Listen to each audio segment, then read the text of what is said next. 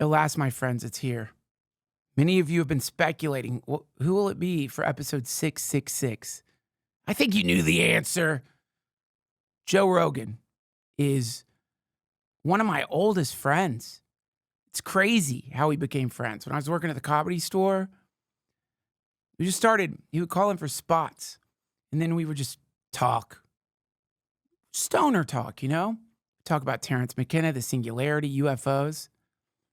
In those days, I don't think either of us was thinking like one day we're going to record these and one day you're going to have some impact on like global politics. We are just two stoner friends yapping. I want to say a few things just to avoid them in the comments. Number one, we're wearing suits. We are not satirizing Lex Friedman. So since it's episode 666, the idea was, what's the most satanic attire? A suit is what we came up with. Also, I didn't order the fucking devil costumes. I forgot. So we did suits. Lex, we love you. So please, friends, just don't think we're doing some fucking Lex Friedman dig or something. We're not. It's 666. We're thinking more like Angel Heart, Robert De Niro. And also, I didn't order the devil costumes. Also, you'll notice that the background is the JRE studios. But the home of the DTFH is Comedy Frequency. My dear friend Josh over here is the producer. Appreciate it. I didn't put a camera on me, but What the fuck, man? I appreciate it though. And I just want to give him a shout out. And if you're listening to this on the 7th, I'm going to be at the Helium Comedy Club in Atlanta. Then after that, you can find me at the Denver Comedy Works. All my dates are at DuncanTrussell.com. If you want commercial-free episodes of this episode, subscribe, become a member. You will get this episode minus commercials. 3, subscribe, like. For those of you joining us for Joe, stick around. We are trying to take out Mr. Beast. It's called Operation Beast Blast. The idea being, if I can get as many subscribers as Mr. Beast, I'm going to blow up the pyramids using that massive amount of money.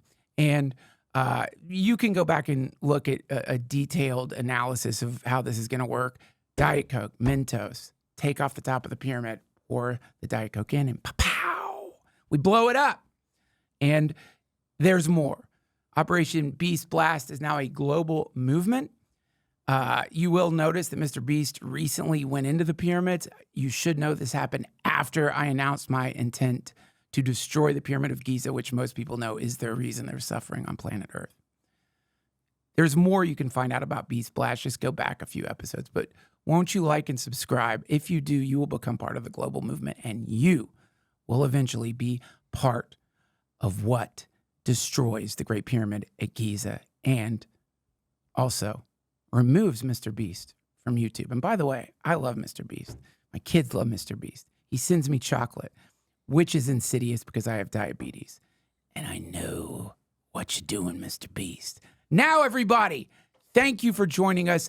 And for all of my dear friends who've been here from the beginning, thanks for sticking it out with me all the way to this holy episode.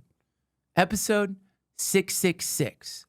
Everybody, let's teleport to the JRE studios and talk about the devil with Joe Rogan. Joe, thank you. I am honored. I can't believe I get to do this in the JRE studios. This is badass. We were going to set it up in the Red Pill, but things just got too hectic. No, this is... We still have the Red Pill. This is freaky. It's called the Red Pill? Yeah, somebody named it the Red Pill. Speaking of Red Pills, let's just kick off 666 in the right way. I think this is a question that the world really does have for you. Do you think Satan is real? I think satanic things are real, right? I think child sacrifice is real. I think, let's say the devil's money. Okay. The devil might be money. Sure. And it not necessarily all money is the devil, but the devil might be money. If you are a pharmaceutical drug company and you have some sort of a medication for children that you know is going to cause complications in a certain percentage of it and kill them, and it's not necessary for the kids. Yeah. And yet you still push it because you think you can make money. That's child sacrifice. Yeah. It's just happening in a different way. It's not like in the woods. It's not like, you tie the baby up in front of its mother and throw it on the fire. No. Yeah. No, you're just killing it with a vaccine for money. You don't Or have to tie babies up. They can't really defend That's themselves. true. So you have to tie the mother up.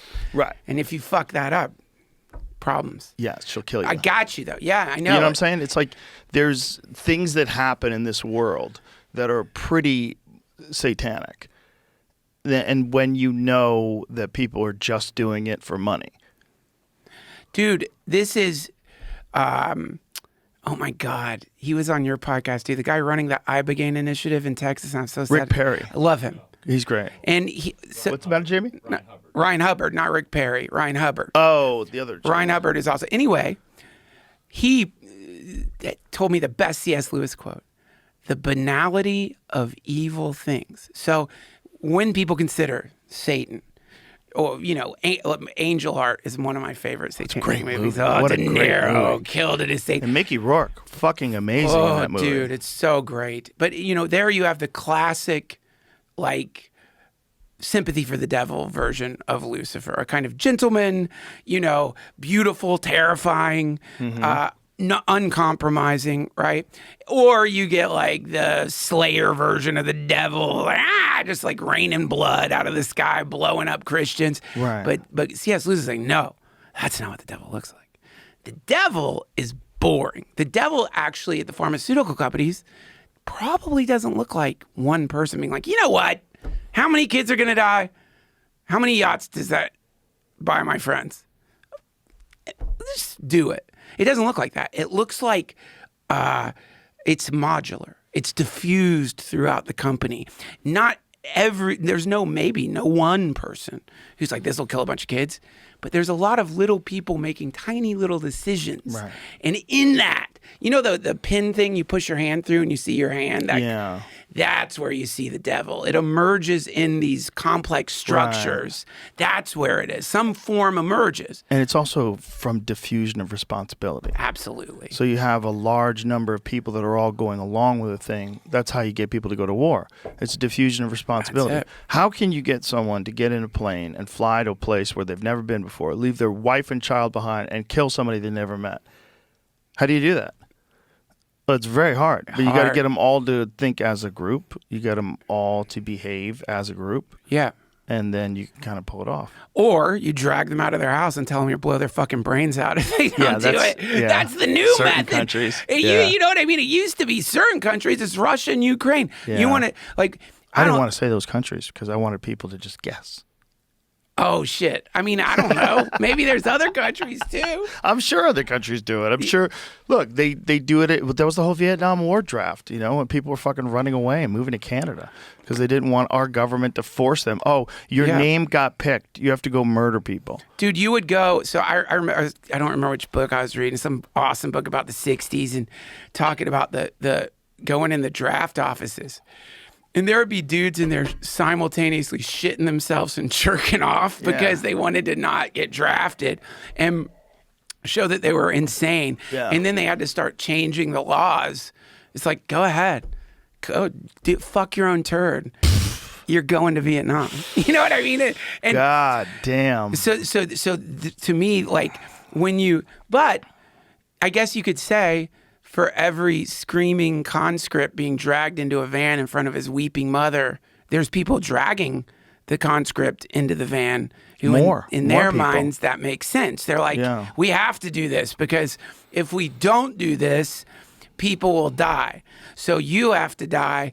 Now, this is where it really, like, that fucking cartoon Musk tweeted, the train rolling over all those people. Mm-hmm. Did you see it? It's like it's a meme. A train's running over all these people. And someone's saying, if we don't we can't stop the train from rolling over all these people unless we know the train will stop rolling over people in the future.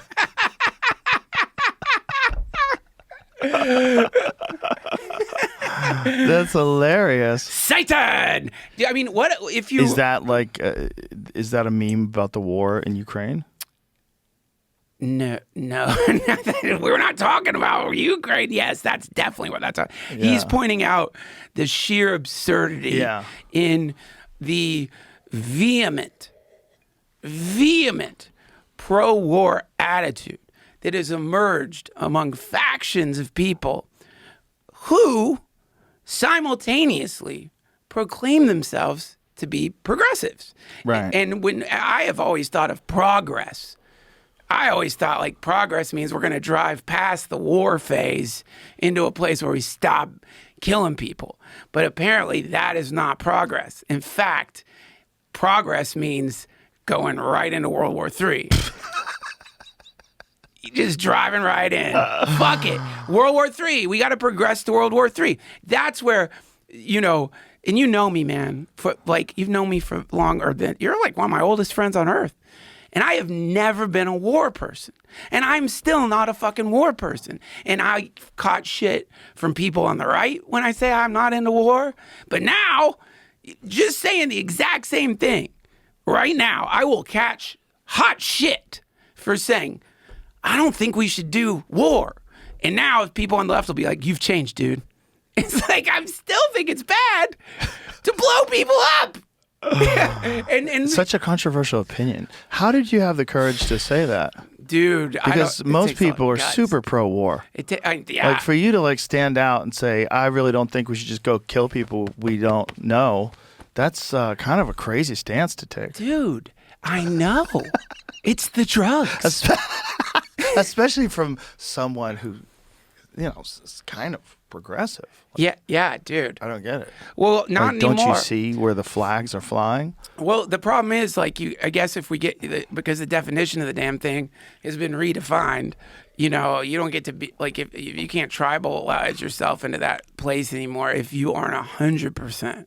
And look, do I watch drone kill videos at night? Yeah. Like, there is something incredibly, infernally horrific about watching futuristic war, the drones dropping bombs on conscripted Russian soldiers who were probably political prisoners. That's the other thing, and I know we've talked about this before, Joe, but that's the other thing that infuriates me is, okay, so here's what we're supposed to hate right now. Right. We're supposed to hate Russia. We're supposed to hate China and North Korea. There's a few others in there. You got to hate them. Now, we hate Russia. Why? Well, Russia's not a democracy. True. It's an oligarchy. And also, there's no real elections there. Putin just is the dictator of Russia, whether he calls himself that or not. Just throws people out of windows and shit. This is all true, right? Now, as a dictator, you got to get people to shut the fuck up. That's rule number one, because if you get some mouthy motherfuckers going around like, this isn't really a democracy. Like, I don't think he's the real president. I'm pretty sure if we voted, he might not get voted in again.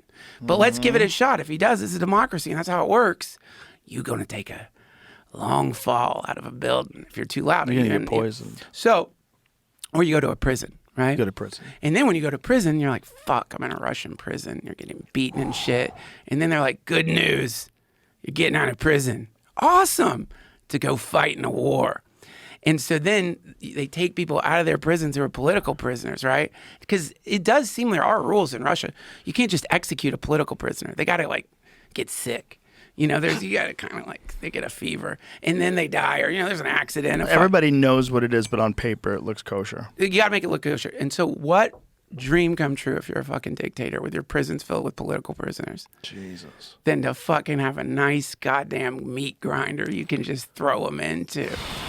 And then you got people on Reddit showing videos of the political prisoners who've been conscripted getting their faces blown off by drones. And they're like, nice job! We did it! It's like, you just blew the brains out of a fucking professor who was like, I don't think this is a democracy. So congratulations! Wow. Way to go! Honestly, I never made that connection before, but it's totally accurate. Yeah, dude. It's really, it's kind of mind-blowing to me, man. And I mean, you've been in the brunt of this for years. Like, I've known you for years, and like, you've just been in the like just crosshairs of blame. And this is where it gets really interesting, related to Satan, which is, of course, do you know like what the name Satan actually translates into, what it means? You do know, right? I don't. The accuser. Ooh. The one who accuses. Really? Well, yes, the accuser. And What does Lucifer mean? lightbringer. How confusing. Well, The one who accuses who also brings light. He's a contradiction. Well, he's, look, we have to be rational here. You are a Nazi.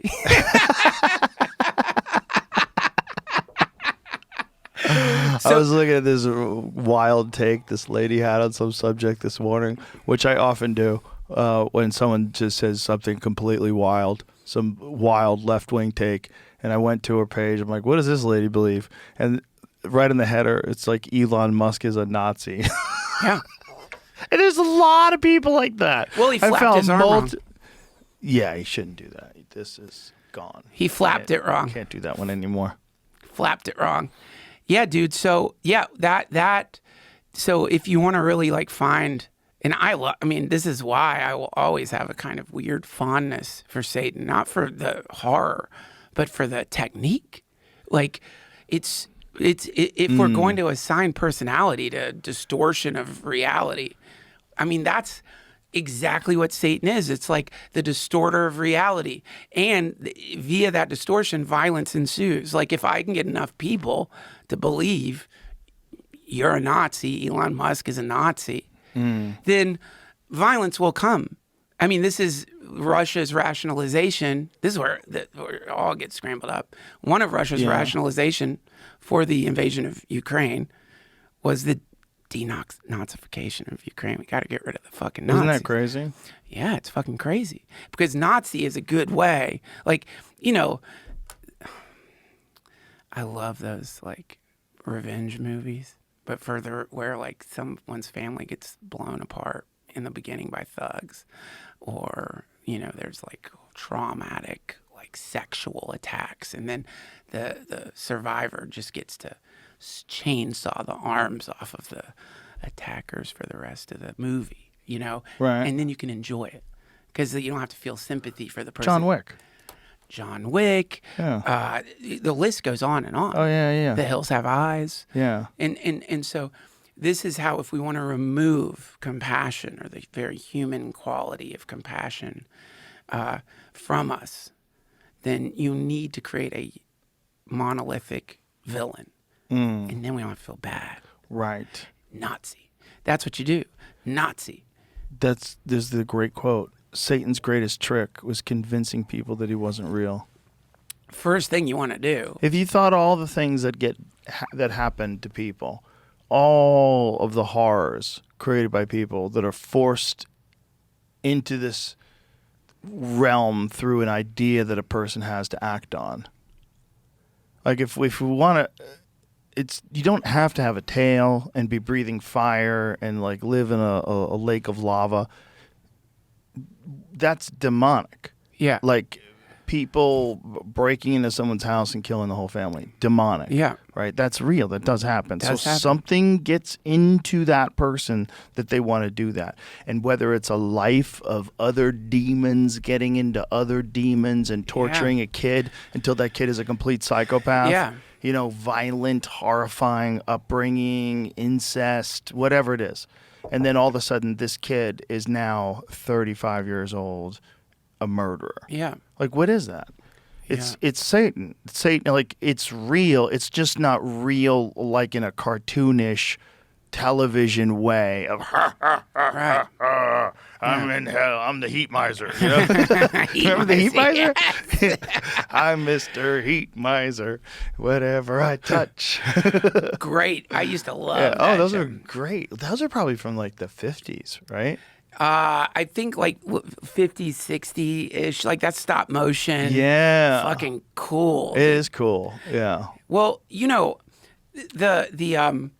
this is the other thing, which is I love about Christianity. Because, I mean, if you're going to talk about Satan, you got to talk about Jesus. Because Satan is like generally a Western.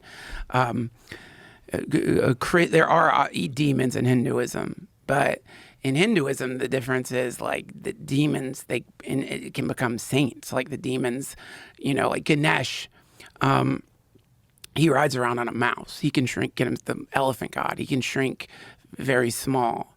And he has, his mount is a mouse. And the story behind that, I mean, is that the mouse was a giant fucking demon, and Ganesh got sent to take care of the demon and sat on it.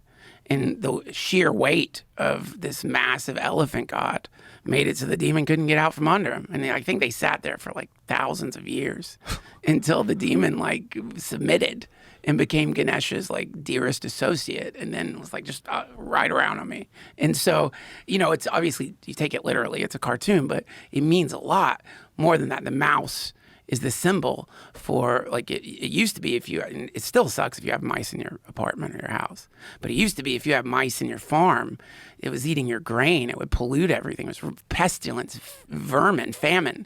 And so Ganesh is the bringer of good fortune. And what does he ride? The thing that represents bad luck coming to you. And it's brilliant. And so, but the point is, in those cultures, the bad thing actually is the vehicle to the good thing. And whereas in the West, you know, just Satan is unredeemably fucking evil. Like, there's no way that motherfucker, you know, you can't think about, well, who made Satan? Right. You're not supposed to ask that. You can't think about who made Satan, because obviously if there's a God that made everything, God made Satan, and then you have to be like, is God omnipotent? Right. Why did he do that? And then you're like, so God is that? Why doesn't God put the brakes on that? And is there a difference between God and God's creation? And then that means Satan is actually a puppet that God puts on his hands. And then that's where you get into, and this is what I want to bring up with you, man. AI, to train an AI, do you know what they have? What? The antagonist network. You need something that the AI can, like, basically arm wrestle with to advance. Really? Yes. And so in this, Satan in this case is actually the weight that humans lift to become stronger by resistance. It's, you resist Satan. Resistance. It's a resistance workout, except it's an ethical resistance workout. Isn't that fascinating? So what they're doing with AI, this agitation that they Antagonist network. What? How does that work? So in my cursory browsing through it, the antagonist network is some kind of way you're training the AI to know right from wrong. To, like, you know, it's presenting bad information, I guess, and it has to be able to use that to figure out how to figure out what good information is to train it. You need something like, this is wrong, this is right. And then that's where it's so terrifying when you see things like the woke AI from Google, the Gemini, making images of Nazi soldiers, and it's a diverse group of, you know, multiracial women for Nazi soldiers. It's like, because then you know that really stupid people are programming this thing. It's not just uber intelligence. It's not just like the most unfathomable level of technology available. It's also been given some of the dumbest ideas that humans have figured out. And also, by the way, human cowards, the most cowardly amongst us are the ones who support those ideas. And they support them with bullying, and then they support them with, like, you have to have complete, total adherence to the doctrine. And if you don't, you'll be cast out. And the doctrine keeps moving. It gets further and further, wackier and wackier all the time. And you have to keep up with it, or you don't. So it's a coward's game. And imagine the most cowardly people amongst us are the ones who are programming the super intelligence to keep going with all these stupid ideas that we have and amplify them. But it doesn't know what's moral and ethical. If we decide that something is moral and ethical, it's moral and ethical. Right. It's a conscious decision made by human beings. Yeah. Especially when you think about just the laws of nature. The natural world is filled with animals eating animals. It's life forms eating life forms. That's the whole thing, is consumption and survive and trying to advance and accelerate your evolution so that you can stay more productive. Right. And that's the same with humans. It's like we're in this weird sort of rule game where we'll say murder's bad, but war is good. Drugs are bad, but alcohol and whatever your doctor prescribes you is good. We'll decide what's moral and what's ethical. Segregation, bad. Unless it's black-only spaces. Yeah. and then you're okay. Yeah, and so that's where the math starts falling apart. Yeah. And then if you do get into, like, I don't know how you, like, he was so brilliant, like Orwell's, like, you know, brainwashing was, what was it? 2 + 1 is 3, 4. 2 + 1 is 4. No, it's not 3. It's 4. It's 3. 4. Shock him. And then, like, you know, if you can start, like, getting the person you're trying to condition to accept the distortion. Yeah. But most importantly, to subvert their rational mind. See, that to me is like, I don't care what the fuck it is. It's like, if I can get you to ignore your rational mind, then I can control the shit out of you. I just got to get that fucking thing that tells you this something seems off here to shut the fuck up in you, and for you to recognize that thing as antithetical to, like, the future of humanity. If I could do that as Satan, Yeah. I've won the day. You know, because if I can make you, then, because I've turned you into a confused fool. A confused fool. And a coward too, because you didn't have the courage to say, no, 2 + 1 is 3. I don't care how many times Right. you shock me. And you can do that with almost anything. Anything. And, you know, I was watching, okay, there's a post on Matt Walsh's Twitter about an article. I think it was from the Times. But the title of the article was about white men. And he had a really good point. Like, could you imagine if someone made a similar article and made it about women or black women or black people? Yeah. Like this idea that it's okay to make an article like this, just completely generalizing. Can white men finally stop complaining? This is the Wall Street Journal. That's what it was. So look at this. For 50 years, we've been hearing from men who feel threatened by the gains of women and minorities. Now that the manosphere is in charge, the victim mentality has to go. First of all, really? Who's feeling threatened by the gains of women? Is that a common theme? Have we been constantly hearing about that for 50 years? And minorities? Is that really a common theme? Maybe they mean weight gain. What does that mean? But look at this. No mainstream publication would ever in a million years publish an article titled, "Can Women Finally Stop Complaining?" ? Or can black people finally stop complaining? It's true. It's a kind of open contempt that can only be expressed towards one demographic group and no other. White men have simply had enough of this, he's saying. So he's speaking up for all white men. Thanks, buddy. Well, how about my 3-year-old? That would work there. Can my 3-year-old finally stop complaining? Or, you know what would make that a good article? What? Can everybody finally stop complaining? Yes. Suddenly, that's a great fucking Suddenly article. that's a great article. And a useful article, I think. Yeah. But when you start doing that, then what you've done, and dude, I mean, I texted you about it because I love this Martyr Made podcast so much. It's really good. He really, like, keeps pointing out this tendency in humanity to single out some group. Yes. To make the enemy, the scapegoat. Yeah. And so once you do that, then there's this purgative effect that happens for the culture. First though, you have to have a general sense everything's wrong. Well, everything's kind of fucked up. Okay. Everything's kind of fucked up right now. Eggs cost too much. The fucking housing market's fucked up. Everything's topsy-turvy. Things are weird. Drones everywhere. And we just experienced something and we still are. The imminent possibility of a nuclear holocaust is closer than it was in the 90s, at least. At least it feels like that. Right. So something's off here. Now, what could it be? Well, it must be white men. You know, and so let's get rid of them. And then he makes this really brilliant point, which is like, if we could push this to its, the conclusion that successful dictators push this sort of thing too, what do we do? I mean, it's like, man, listen, the manspreading and the mansplaining ain't funny anymore. We're going to fucking start arresting you motherfuckers. We start scooping them up. Right now, there's allies out there. We're going to leave them. They can still be okay. A few of them might actually accidentally get burnt in the purge. But then what happens is the coalescing of all the other people who have bought into, it's obviously white men, they now experience harmony. They're working together suddenly. It's like, yeah, you're black, you're Chinese, but you're all women. And if you're men, you're not white. And in that collaborative mutual activity, a real community emerges. And once you've burned out all the white men, or as many as you can, there is a period of peace. This is all from his podcast. It's showing we were right. It was the white men, but it wasn't the white men. It was that you guys all worked together, ladies worked together to make this happen.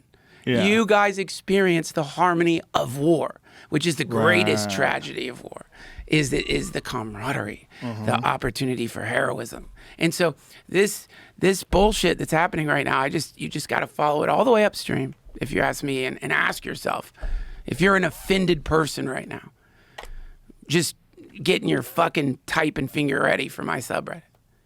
Just ask yourself if your views lead to peace, or if your views lead to disharmony ultimately. And if they don't lead to peace, if there's some anger in you or contempt or fear, then it might be that your view of things isn't in line with what you think your ethics are. That's all. And that creates a lot of internal problems for people. We want the math to work out inside. Well, I also think that groupthink was enforced during the COVID times in a way that,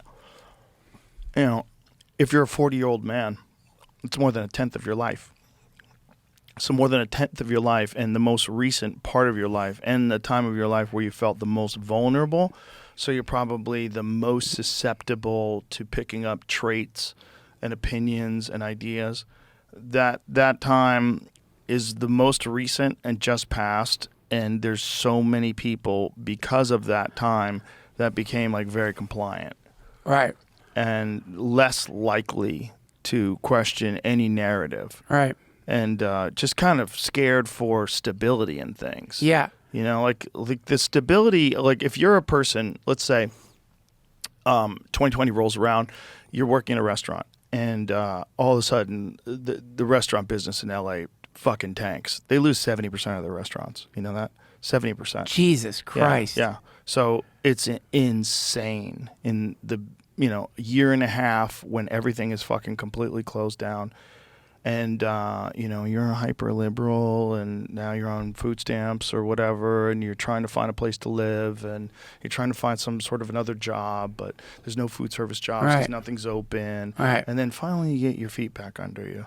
You're probably $20,000, $30,000, $50,000 in debt. You ran your credit cards up. Yeah. You lost everything. You probably got your car repossessed. And then here you are a couple years later on Twitter, and you're supporting Ukraine. Like what?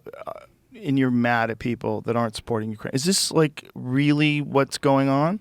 Or are you signaling to the team that you don't want to get hit again? You're a good boy.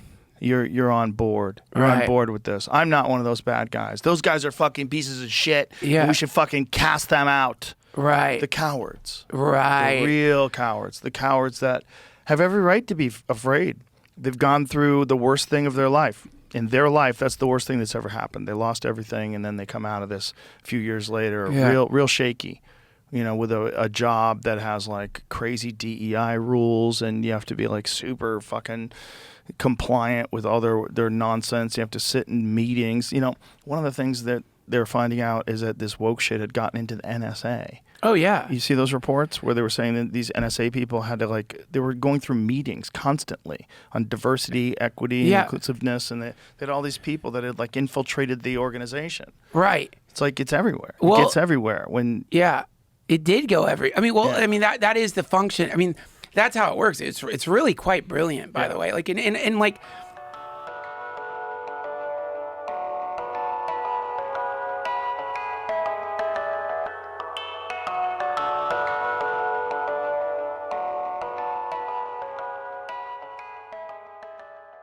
We got a new sponsor, baby, and I'm happy about this one. Ridge Wallet. Maybe you've seen these before. I don't know if you've seen them. I've seen them around. And I'll be honest, I was skeptical when I saw the Ridge Wallet. Didn't understand it. So, because of my lack of understanding, I waddled around, probably for years, with a big, fat, stupid leather wallet in my pocket. Just a big, bulging, stupid, fat leather wallet. Cow flesh, baby. Cow flesh stuffed with just whatever'd fit in it. Hotel keys, old condom wrappers, bits of mouse scruff. Bullshit. Listen, the Ridge wallet, this beautiful, sleek, incredible bit of wallet glory is how you level the fuck up. No more having that big, dumb, puffy thing in your pocket. It's awful. You pull it out, people feel sorry for you. They look at your old, dumb, ragged, stuffed wallet, and you have to look at it too. It's bad enough that we're trapped in a temporal prison, and the manacles of that prison are our memory. But to have to actually see past things that you wanted to discard in your wallet and you stuffed it there just because you could, it's just another reminder that we're trapped in the matrix. Ridge wallet will free you from the wallet matrix. Look at this. It's glorious. Just stick your card in there, man. Look at this. You just puff your card in, puff it out. You see this little handy little thing here. You just push up. Boom! Out comes the card. Not to brag, I've got an Apple card. And then, see this little handy strap here? That's where you put your fat stacks of ones when you're heading out to watch the ladies dance. And let me tell you, as somebody who carries lots of $1 bills, it will hold so many. It's got an adjustable belt thing too. So if you need more $1 bills because you're bringing your bros out to watch the ladies dance, you can do that. I'm serious. This is my new wallet. I happily threw away my old wallet. Happily spit on it when it landed in the trash. For a limited time, Ridge is having a crazy sale. Get up to 40% off your order by going to ridge.com/Duncan. That's ridge.com/Duncan for up to 40% off. Again, 40% off your order by going to ridge.com/Duncan. That's ridge.com/Duncan. Use my code. I want to make them happy. I love the Ridge boys. They changed my life, and they'll change yours. Thank you, Ridge.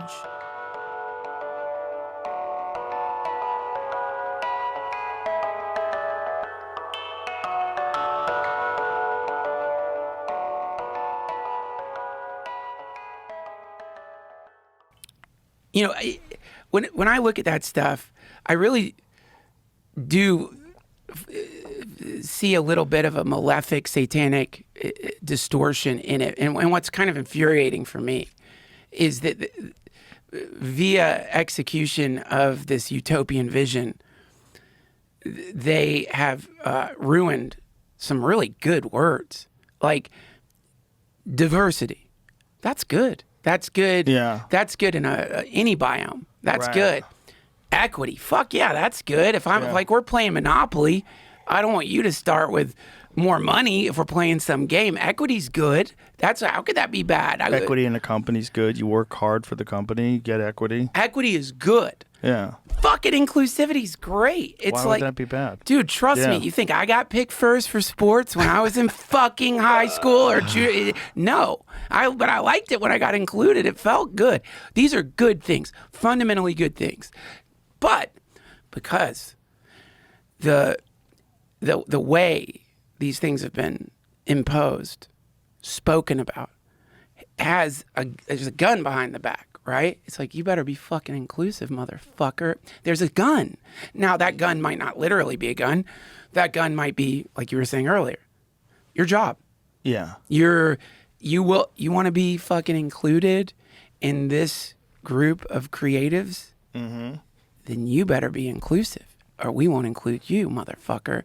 And so then all of a sudden these words, the importance of them in any conversation about how to make the world good and how to just have a fun time, mentioning them at all completely makes at least half the country cringe because they think they're about to get a corrective ear beating.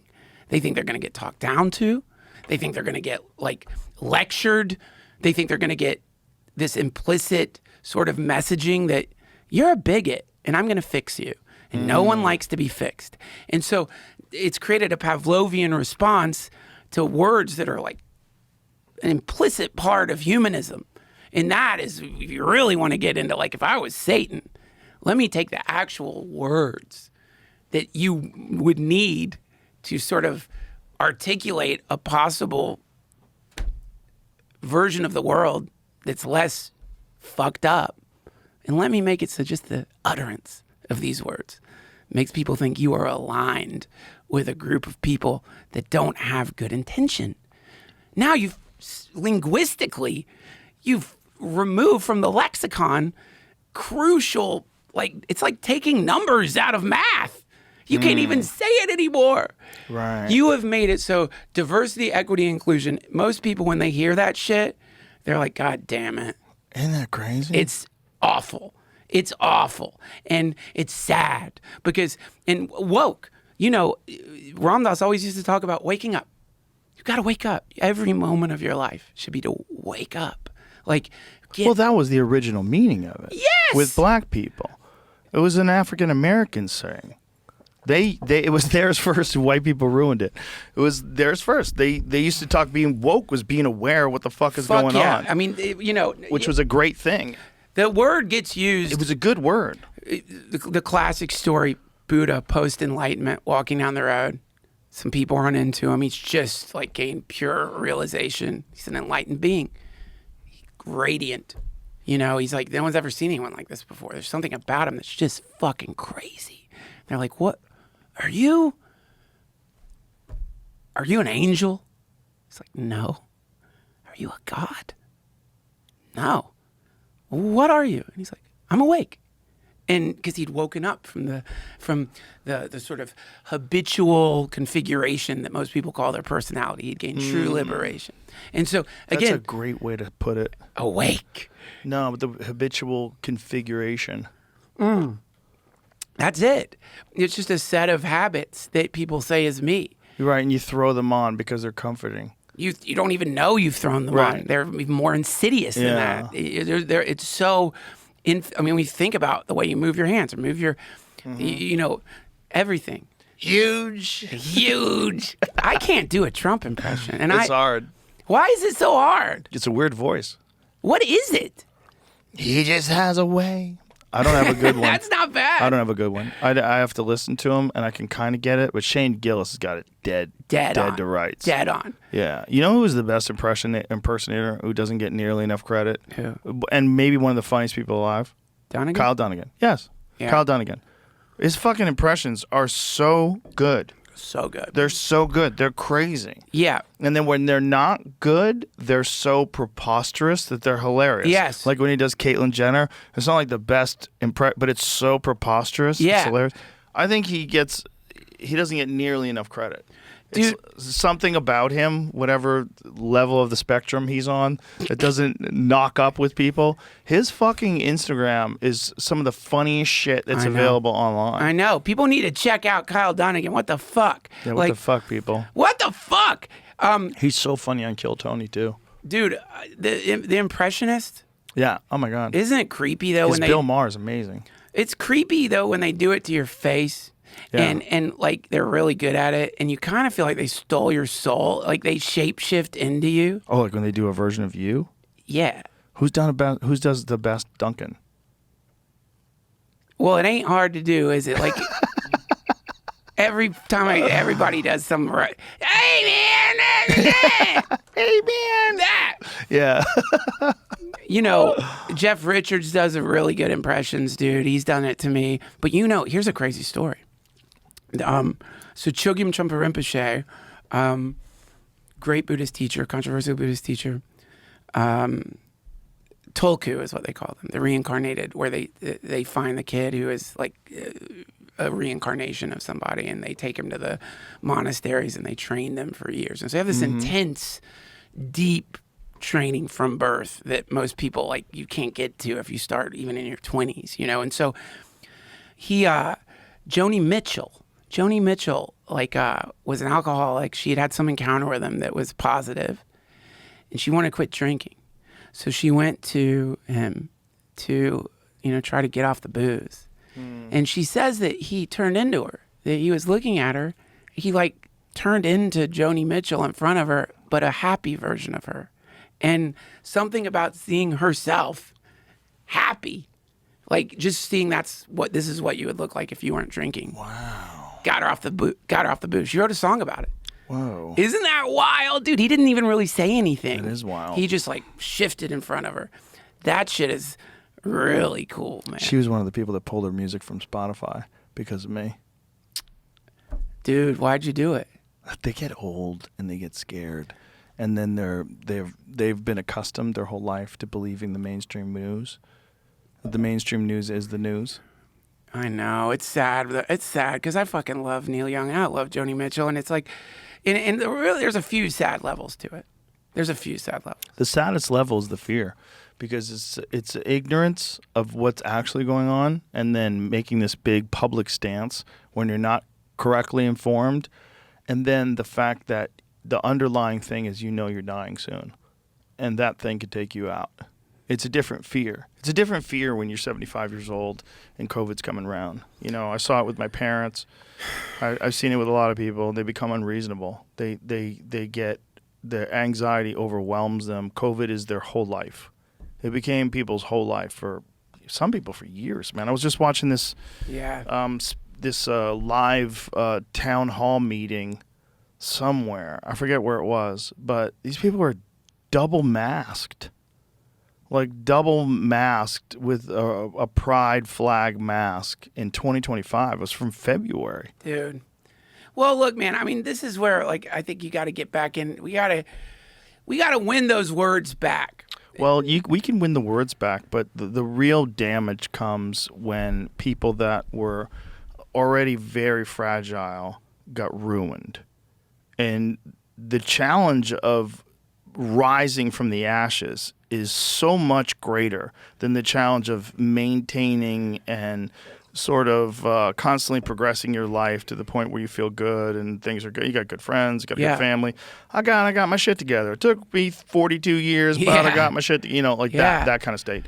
Once you've crashed out and you're an adult, and maybe you're an adult in your 50s, it's fucking real hard to bounce back. It's real hard because you don't have any energy anymore. Right? You're not a rebel anymore. You don't have prospects. You don't have a maybe I'll travel the country. You don't have that anymore. Yeah. You gave up on that because your body got too frail.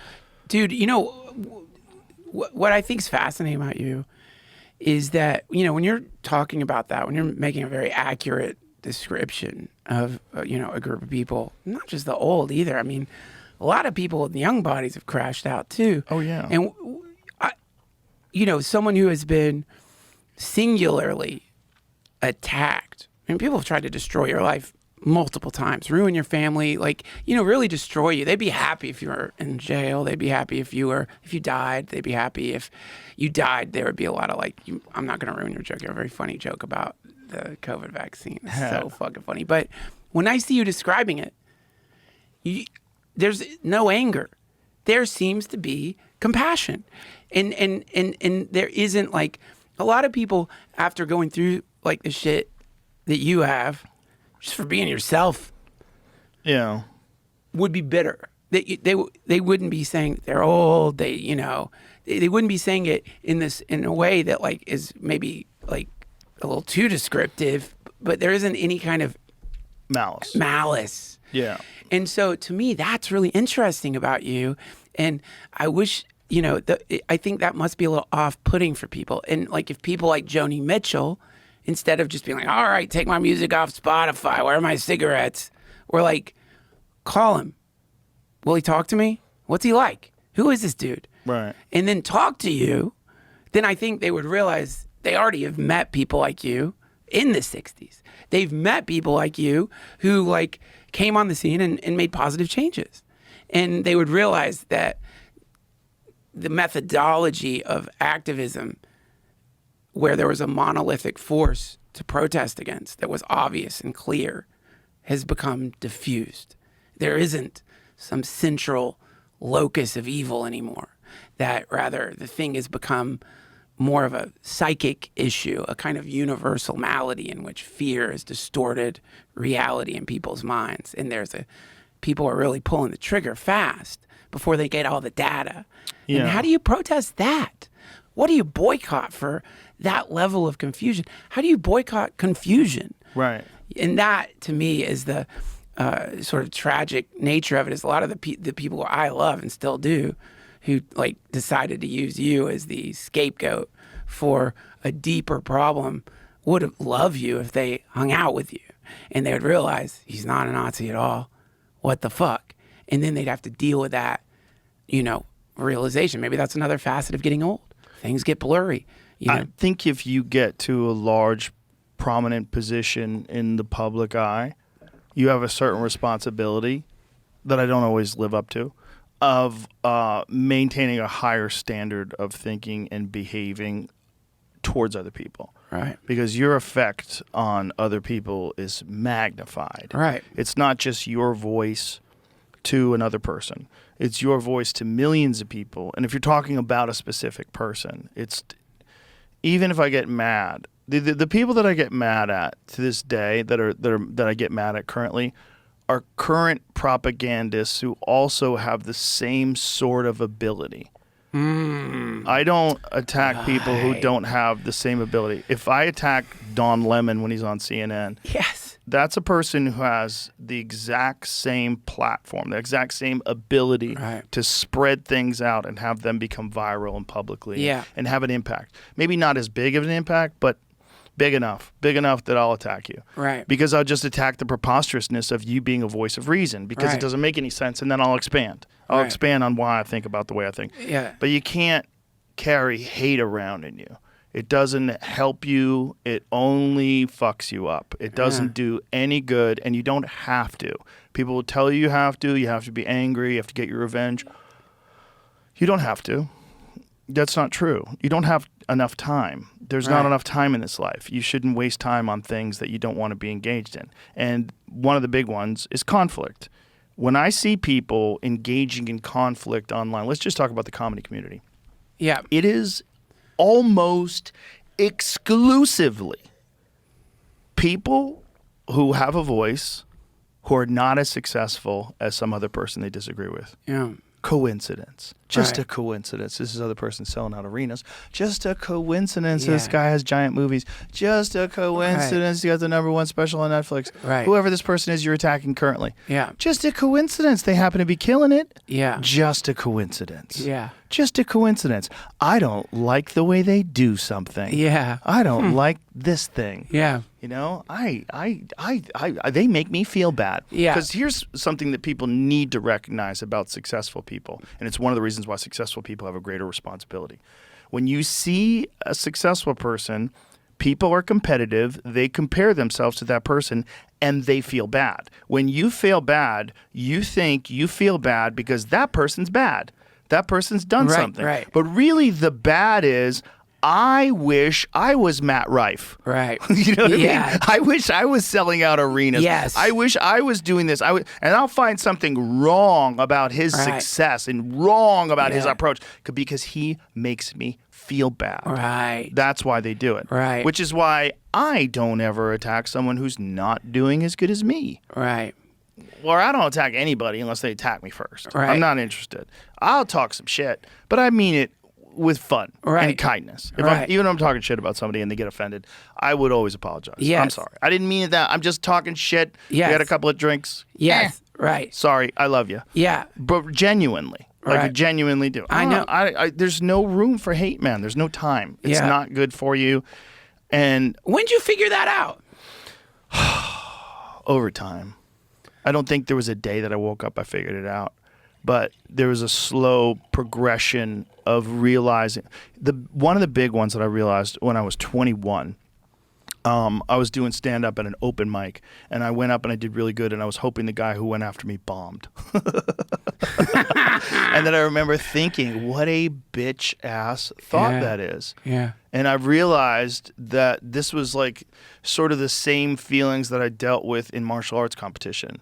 in martial arts competition, when I would see somebody really good, I would hope that they would get knocked out so that I didn't have to fight them. Right. You know, like, oh, I hope this guy gets knocked out. So I don't, Right. because like you'd fight like multiple times in a day. Yeah. I'd be like, I hope this guy gets fucking head kicked. So Yes. I don't have to fight him. Yeah. I hope he fails. Yeah. And then I realized that that is not only is it not doesn't help at all, it's you don't respect yourself when you think like that. You don't Right. feel like a warrior, Right. which you cannot be a warrior unless you think and behave like a warrior. Yeah. It just you won't. If you fight someone who's really good, if you get to a point where you're really good and you fight someone who's really good, you better be all in on this thing you're doing, because if you're not, they're going to be. And if you have any bitch in you in the way you think, Yeah. bitch in you in the way you behave, you know, Yeah. if you've got something about yourself that you don't respect, it'll come up when you're hurt.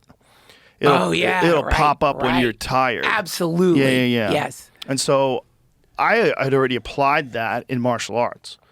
I sort of applied that through Miyamoto Musashi and, you know, reading books on psychology and sports psychology and having really good trainers who had competed before. Like one of my main instructors, Michael O'Malley, was a multiple-time national champion, and it's just a fierce competitor. Yeah. And he like, you know, instilled in me how to be a fierce competitor. Yeah. But that, when I realized in comedy, I'm like, oh my God, I'm hoping other people fail instead of being inspired by them. Right. Instead of when I see someone better than me going, oh my God, I got to work harder. Right. I got to get better. And so I got real. I'll remember the day when that happened, man. I was 21 years old. I was at Nick's Comedy Stop. I remember the day because I remember it was like an aha moment, like, oh. Yeah. Not today, Satan. I was like, not today, Yeah, not Satan. today. Not today, Satan. Yeah. So from then on, I became the opposite. I became a supporter of comedians. And I said, no, the way to do it right is just everybody work hard together and all build off of each other and all help each other and then be happy when your friends succeed. Yeah. Like instead of saying, like I had a friend of mine who was an actor. By the way, I'm sorry to do this. I don't mean to ambush you, dude. Go ahead. But you do know you basically just quoted Hitler. How so? That's what Hitler said. What'd he say? Have you not read Mein Kampf? I'm sure you have. I haven't. I'm just kidding. Hitler didn't say any of that shit. I was like, what part did Hitler say? What part did Hitler say of that? It'd be amazing if he did. I had a buddy of mine who was an actor, and he got this part. I think it was in a movie. It was good, you know, good little small part. He was real excited, and his girlfriend started crying. And she said, when is something going to happen for me? God. That was her response. By the way, they were like early 20s. I think he was 24 or 25. Big old handsome man. Jesus, dude. That's so dark. I think about that guy sometimes because I was on a show with him one day, just bit part on a show, and I was like, this guy's gonna be a movie star.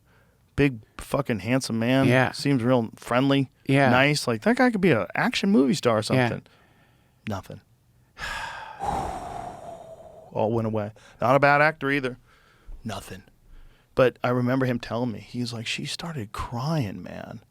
And I was like, no. He goes, yes.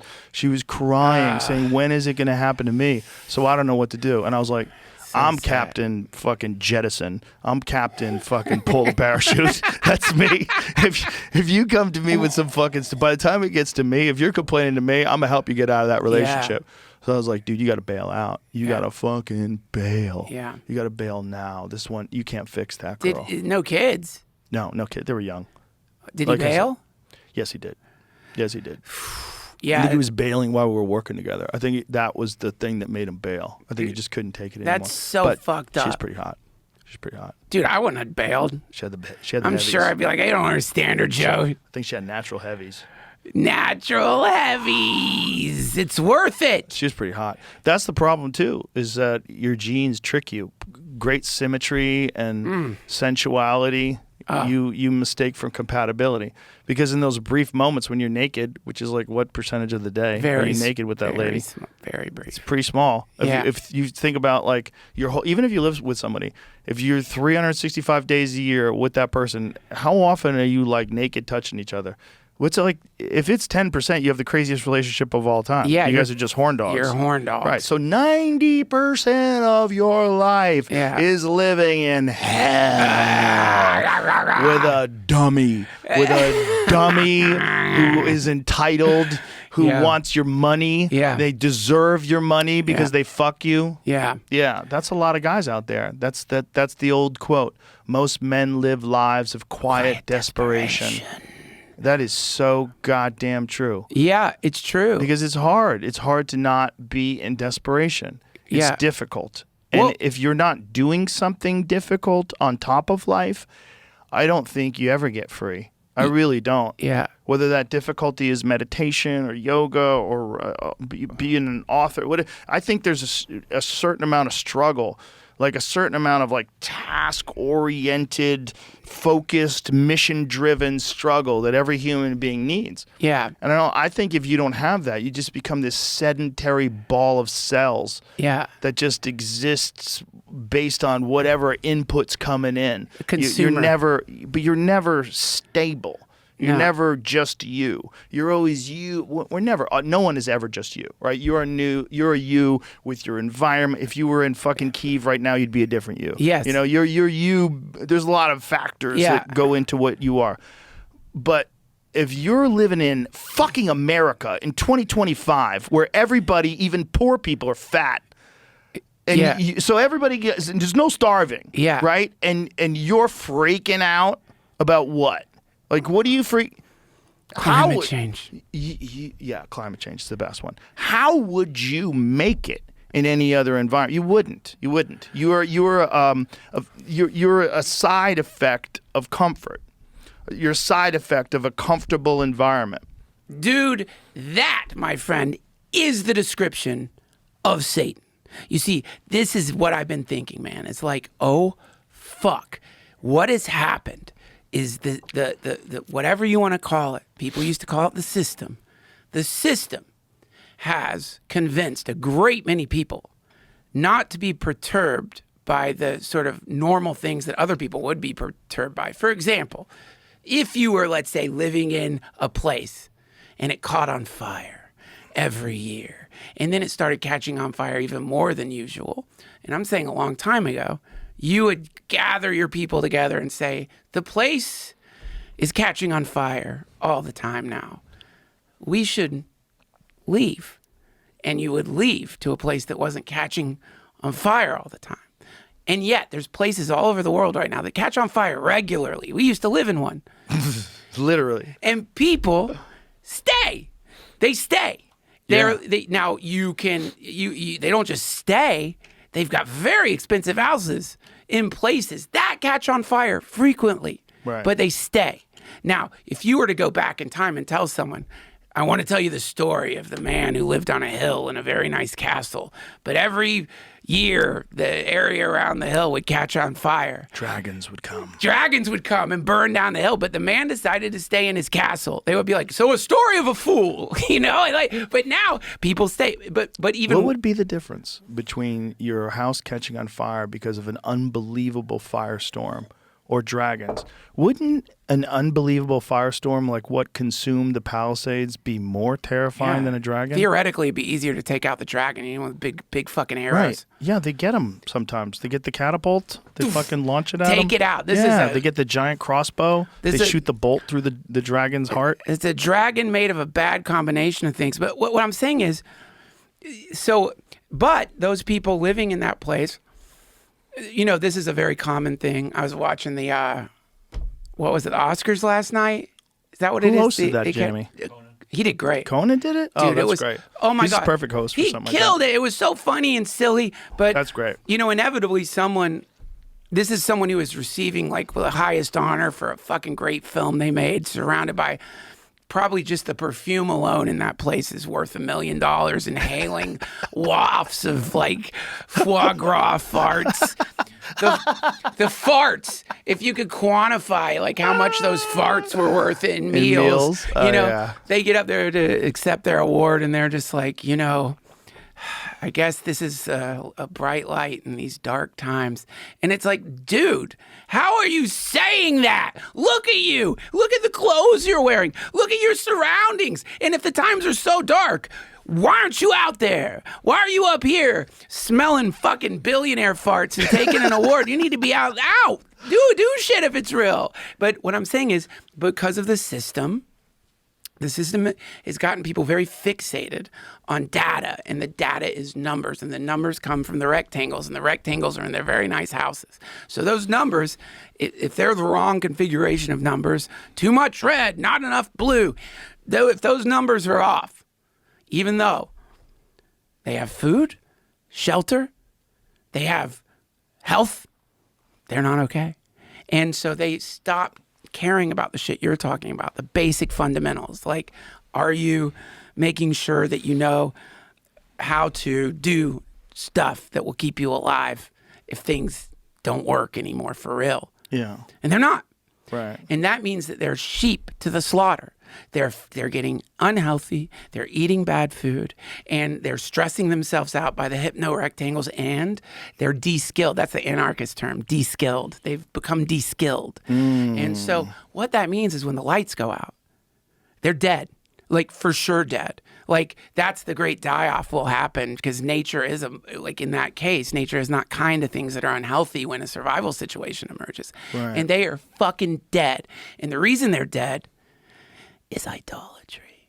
They prayed at the altar of the state. They prayed to the state instead of praying at the altar of nature. They worship false idols. Yes, and when you worship false idols, God doesn't like that. And if you take that as a worshiping false idols, being, dude, if you really are upset right now, like you can't feel good and you can't make yourself exercise and you can't get healthy because the state isn't aligned in the configuration you think it should be. Wow.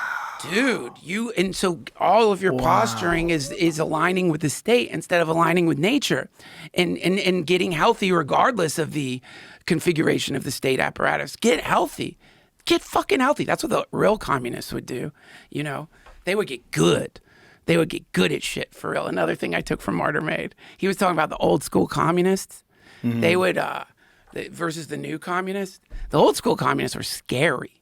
Like, they were scary. They would go in the factories and first of all, just to get in the Communist Party was hard. It was underground. So if you finally met the communists, you'd be like, dude, what do I quit my fucking bougie job? Like, You ever see Peaky Blinders? No. Yeah, a big part of Peaky Blind. It's a fucking great series, by the way. I'll check it out. It's fantastic. Cyril Murphy is the head guy. You know that guy from Oppenheimer? Okay, yeah, sure. He's amazing. He was in 28 Days Later, too. That guy's amazing. He plays this gangster, and they run factories. They have gin factories, Yeah. and they have uprisings. It's a communist party, and his fucking sister, spoiler alert, is a communist. Yeah, and you get it, and you see and they're kind of right. Back then, they're right. These people are treated like shit. They're abused. These are the rebels. These are the rebels that want a fair wage, and they want food on the table, and they want to be secure. And these greedy fucks are working them to death, and they're not getting. And then there's riots, and people get shot and killed because people don't want to pay more money. Yeah. Yeah. Well, that was the idea was, at least according to this podcast, is that they would say, don't quit your job. Go into the factory and become the best worker in the factory. Learn everything, but make it so that when people find out you're a communist, they associate communism with being fucking powerful and good, and then quit. Get a whole fucking trained team of industrialist communists in your factory that are it's making tons of money. Yeah, boss, I'll be in late, no problem. And then one day they don't show up. That's communism. That's fucking powerful, dude, and really disruptive. Yeah. So, but what you're saying, and thank God you don't have a central message. You know what I mean? But one Who thing, would listen to it? yeah. Well, but one thing that you do, like, if you do want to sort of like come up with like an antagonist network that is a distortion machine, the shit you're talking about is transcendent to the state. It doesn't matter who the fucking, who the president is. You can do push-ups. It doesn't matter who, what laws have been passed regarding access to hormones. You can do sit-ups. It doesn't matter. There's a fundamental sort of freedom within even perceived constraints where you can start getting really strong and healthy, and even those constraints make you stronger via resistance. And so the thing that you talk about, I think it does threaten, if there was a personality to entropy, it's a threat to that. You don't want people to feel like they can follow an internal compass towards some better life. You want them to feel like the compass should be the state. The compass should be the eye on top of the pyramid, not what's in your heart. How can you be happy when people are dying in Ukraine? You can't. Right. You can't be happy. How can you be happy when we're at climate change war right now? Powerful SSRIs. How dare you? You can't. Powerful SSRIs. How can you be happy when people don't get access to powerful SSRIs? You must be. How can you be happy when children can't get castrated if they want to be? Dude. How can you be happy without gender-affirming care? You can't be. You can't be happy. So you never leave the grasp of the state. Or you what? Never exist. Yeah. You never have personal sovereignty. Or the zeitgeist. I mean, I say the state as a as a lazy term for something I think is sadly more diffused in the culture. I don't know what it is. It's some kind of like spirit, but I just always like, it's just good. Like when you're talking about like that bitterness you feel at the success of others, which if you're a comic, you have felt that. And if you say you haven't, you're a liar. You're a liar. You're a liar. But that you either realize how bad that feels. That's like having an infection. It feels so bad. It feels so gross. And it is an infection. You either realize that, and it's not like you can change that all at once, by the way, but you just realize, oh shit, that's not a good. Right. That's not a good. If I continue to feel this through my whole life, I'm going to get bitter and shitty. That's important what you just said, too, that you can't fix it all at once. No, you can't. No. You can actually. Well, this is sort of in Buddhism, the idea isn't to fix it. In fact, the idea is to acknowledge it. The idea is to just accept, that's part of you, but it's not all of you. So that there doesn't become like you're not at war with yourself. Well, also, there's a part of you that you don't like. Is that really you? Like when that thing comes up, you don't agree with that thing, but it's like there's extenuating circumstances that led you to think and behave in a certain way, and then you were deeply disappointed in yourself. So when you look at that, like, is that you? Because you kind of rejected your acts and your thinking and your speech. You are like, oh, why was I such a cunt? Yeah. You are like that. You're saying that. So like, is that you, or is that a thing that you found yourself to be vulnerable to getting out of character, right? Because you face something that's extraordinarily annoying, extraordinarily stressful, whatever it is that caused you to act out of character. That's not what you want. That it's not in a line. So you have to learn the feeling of that, how it sucks, and then hopefully you remember next time you hit a heightened state of annoyance. Hopefully you remember. Right. And you keep your shit together. I mean, the next question, it would be, okay, well, if there is something within yourself that you like, is that you? Right. Well, I think if there's something within you that you like, you probably like what that thing is in terms of like, is that thing love? Do I like when I really go to like see a film that I enjoy and I love it? I'm a movie fan. Like that's not me, but I'm getting love. I'm getting something. I'm getting entertained. I love that. When you hear good music, when you see good comedy, there's love, right? You're in it. You're like, this is amazing. It's an overload experience. Your senses are overloaded. You're experiencing something that you love. If you accomplish something that was very difficult and you realize like, wow, I put off gratitude, I delayed gratification. I put off all the things that I wanted to do in the moment for things that I wanted in the future, and it paid off. Yeah. So I know that this very complicated puzzle is solvable. Yeah. Like winning a game of chess. Yeah. It's really a moment-to-moment sort of thing, you know. And like that, oh God, that bitch that you're talking about that lives within all of us and takes long naps. Conquer your inner bitch. That is that bitch thing. It's really interesting. And I think when you're a parent, you discover this part of yourself that you didn't even know was there, maybe, which is really steel. Like, you know, I think if you're a martial artist from a young age, you encounter it sooner. But you realize there's this part of you that's like, and because there's no choice. The baby's up at 4 a.m. You're tired as shit. What are you going to do? Go back to sleep. Let the baby cry and cry and cry. You get up. You get up. And you got to get the kids to school. Right. It doesn't matter. You want to fucking play Kingdom Come Deliverance 2, great game. You got to get the kids.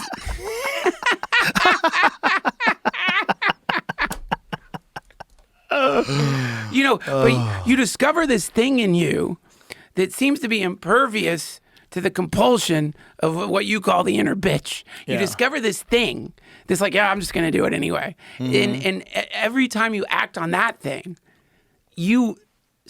that's when a real shift starts happening. Like, because you develop character. And I think to get back to what we were talking about earlier about this group of people who just went through a fucking pandemic, this group of people who has experienced insane propaganda at a level never experienced in all of human history, this group of people that I think legitimately has something in them that wants the world to be better, but that thing has been hijacked. Right. I think like that the you know what sucks that I see on the left is the left's rejection permanently of people who've uttered the wrong sentence. And when I see that emerging in the right, which you don't have, but which you see this sort of like, fuck them. Yeah. I think that is a terrible strategy. I think like what you are putting out there is actual, God forgive me for saying this. Yeah, this is going to piss a lot of people off. DEI. Which is like a sort of, you're telling people, listen, I don't care who you are. A lot of times what you've done to me. I don't care you tried to cancel me. I don't care. And it like, but here's something I figured out. Try it out. That to me is really quite beautiful and a good strategy, because especially if your goal is actual compassion, not idiot compassion. If your goal is actually progression, meaning let's evolve humanity more. Let's let's get to that, whatever they call it, type A civilization. Let's figure out a way to like become intergalactic. Yeah. Let's fucking do it. I think that you have to come up with something transcendent to the zeitgeist that is currently existing, and there has to be massive inclusivity and forgiveness, which is like, dude, okay, did you try to destroy my entire family by on like the news calling me a Nazi? Did you try to ruin my whole life? Would you have liked it if I had gone to jail? Yeah, but you were brainwashed. You were fucking brainwashed like everybody else. You got propagandized to the max, and then from there reach down into that fucking pit. Yeah. See how many people you could pull out, not because you want to red pill people or make people into conservatives, but because it's like, dude, just dust yourself off. Which of us have not gotten in a cult? Which of us have not been tricked by some symmetrical person into believing some bullshit? Which of us have not fallen prey to some scam? We all have. I know what that's like. You know what that's like. It's like, and to me, that's sort of the general open-heartedness that needs to be in the world across the board. Across the board. Yeah, it's Christianity. Praise Jesus. Praise Jesus. It really is. It is. Christians are some of the most forgiving people I've ever met. Like real Christians. Isn't it beautiful? Yeah, real Christians are beautiful. The ideas are beautiful, and they're applicable to your life. It'll make your life better. But you get better the more you struggle and the more complicated situations you face in your life that require deep thinking and objectivity and character. Like the more you encounter moments where you need character, the more your character develops. Yeah. And there's just too many people that took the first exit on the road to character and just, got an apartment. Yeah. And that's real. And that's a lot of people. And they don't want to admit that. And they're very vocal about it. Some of the most vocal people online that are complaining all day are, forgive me, losers. You're cowards and losers. That's most of the reason why you're spending your day railing about other people and screaming into the abyss all day. You haven't done what you want to do with your life. Your experience has not been maximized. You didn't, it didn't pan out. You didn't find the thing that you loved and find the people that you loved and find the tribe that you loved and develop this sort of understanding of human beings. And what's really important is camaraderie. What's really important is love and community. That's what's really important. Yes. And the idea that half of the country is supposed to be your enemy is one of the dumbest scams that anybody's ever pulled off on anybody. Yeah. We're supposed to be a big community. Like if you're in a neighborhood, so let's say you live in the woods and there's only 4 houses in your neighborhood. There's just 4 houses. You got to be friends with those guys. Yes. I know Barney over there is a big drunk and he likes to shoot his guns, but just tell him don't point it at the house. And let's get friends with Barney. Yeah. And hey, maybe I can help Barney get rid of that stump. Yeah. You know, maybe I can, bring my truck and, latch a line to the stump and maybe he could dig it. And maybe Tom's got some dynamite. We can get that stump out of there for Barney. And we'll all work together because Tom won't talk to Barney because Barney's not vaccinated. When people, that's one of the things that I find that this behavior erupts far more often in large population centers is because people become a burden. You appreciate people when there's not as many around. Right. And there seems to be a direct correlation. Like there's bad people in small towns, don't get me wrong. There's just shit. There's people that just got a shit roll of the dice in life and life has been fucking them over and they're in and out of jail and they happen to live in a small town. But there's always going to be a percentage of people whose lives are fucked. Life is not fair at all. Yeah. But the less of you, the more you appreciate the good ones. Right. And I think it's one of the most beautiful things about Austin. It's really like the perfect size, where it is a city. It has all the things you need from a city, but it's not too big where people are really in the way. Yeah. In Los Angeles, you could lose half the people, and people would be like, great, now I can get on the 405. Dude, I mean, that was one of the coolest things about that quarantine. Remember when the air got clean because people weren't driving? All of a sudden, it's like, man, it smelled so good. And you could get anywhere in 20 minutes. It was insane. It was like wild. Austin for a second. I mean, that was a real... Ian Edwards has a great joke about it. What? I don't want to fuck it up. Oh, don't fuck it up. He might put it on a special, but it's a really funny joke about driving around during the pandemic. The best. The best. Yeah. Dude, well, man, to me, I have to ask this. This is the last question. We are running out of time. I know you have a hard out. This is I don't have really. Oh, you don't? I've Okay, got great. like an hour. Then let me ask you this. Okay. This is a difficult question, but I'm very curious about this. I like analyzing things by what I don't know, right? Like, but also, because that's really interesting. You can kind of get some form. You can work out a form by what you don't see as much as you can. It's actually a style of drawing someone told me about, which is like instead of trying to draw the thing, just draw the negative space around it and the thing will appear in the negative space. It's like if you're having problems drawing, that's a great way to figure out how to draw.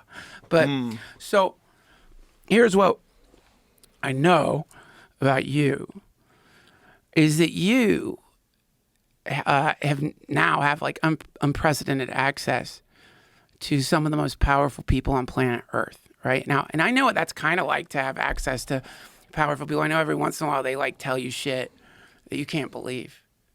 So here's my question. If via your unprecedented access to so many powerful, interesting people, somebody told you some crazy shit that was real, would you tell me? Yep. All right. 100%. You'd be the first guy I call. I'd tell you, leave your phone at home and meet me in the woods. We would go for a stroll. I would pick you up in one of my cars that doesn't have GPS. We leave our phones at your house and we go for a ride. And I'd tell you everything. Damn it. Well, that is one, incredible news, and also very disappointing. Fuck. I don't know anything. Yeah, people think I know things. Yeah, of course. I'm friends with Mike Baker. Of course. Or because I've met Trump. No, I don't know anything. And in fact, I think I know less. Because I think there's a lot of people there's a lot of people online that just spend their whole day trying to figure out what's really going on in the world. Yes. I'm not one of those guys. So I know less than most people. Yeah. I can't. It's overwhelming. I get sad. I get angry. Right. With just the Ukraine thing. Every now and then when I read about the history of Ukraine, I get upset. I'll be like, what do they do to those fucking poor people? You know, just from the 2014 coup to the Burisma thing, and it's just like, oh, fuck. Yeah. It just seems, and NATO, the whole thing just seems like, God damn it. But there's people that all day long, they're digging into that. And like Dave Smith, he's the best at it. Yeah. He's just like constantly reading books on these things. Yeah. And constantly. And he has an insane recall. He can just spit out information. Yeah. He knows more than I do. No one tells me anything, dude. First of all, I'm a blabbermouth. I literally talk for a living. They're not going to tell me that. And then I think also I deal with people telling me things that aren't true. I think that happens.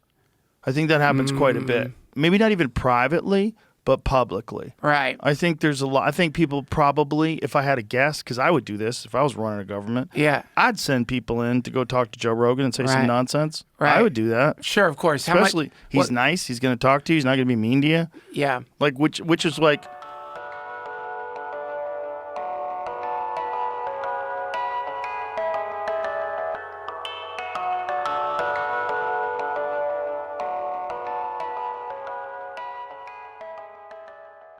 Look at this head. You want this to be your head? You want to have to go to a barber and get your fucking head shaved off, and everywhere you go, people wonder, is he a Nazi or Hare Krishna? Is that how you want to live your life? Anytime you go into a nice cafe where you want to go right, people are looking at you like, holy shit, is that a shooter or a cultist or both? Listen, I don't mind being a bald, but I didn't like going bald. I didn't like that dripping, dark, slow death. Looking at your comb all filled with those hairs that your mommy used to kiss when you were but a lad. Now, coming out like rain. A reminder of your mortality.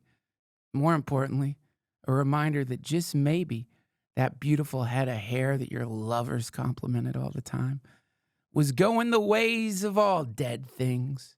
Was going to go back to the dust, as we all will one day. Doesn't have to be you.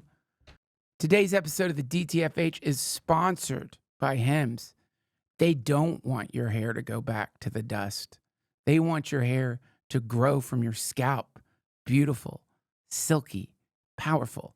Not just a symbol of your eternal soul, but of your virility. Hims provides you with convenient and quality access to a range of hair loss treatments that work, all from the comfort of your couch. Hims makes treating hair loss simple with doctor-trusted options and clinically proven ingredients like finasteride and minoxidil that can regrow hair in as little as 3 to 6 months. Look at this ravaged wasteland I call my scalp. Too late for it. Much like some radiated field and post-apocalyptic, war-torn countryside, it will not grow hair again. Not in the way it used to. But it's not too late for you. Choose from personalized, chewable, oral, spray, and serum treatments to find out what works best for you. The process is simple, and it's 100% online. So there are no uncomfortable doctor visits. You answer a few questions, and a medical provider will determine if treatment is right for you. If prescribed, your treatment is sent directly to you for free. No insurance is needed, and one low price covers everything from treatments to ongoing hair. Hims has hundreds of thousands of trusted subscribers, and they can help you get your confidence back too with visibly thicker, fuller hair. Do it for me. Do it for the balds. Start your free online visit today at hims.com/Duncan. That's HIMS.com/Duncan for your personalized hair loss treatment options. hims.com/Duncan. Do it for the balds. Results vary based on studies of topical and oral minoxidil and finasteride. Prescription products require an online consultation with a healthcare provider who will determine if a prescription is appropriate. Restrictions apply. See website for full details and important safety information. Thank you, Hims.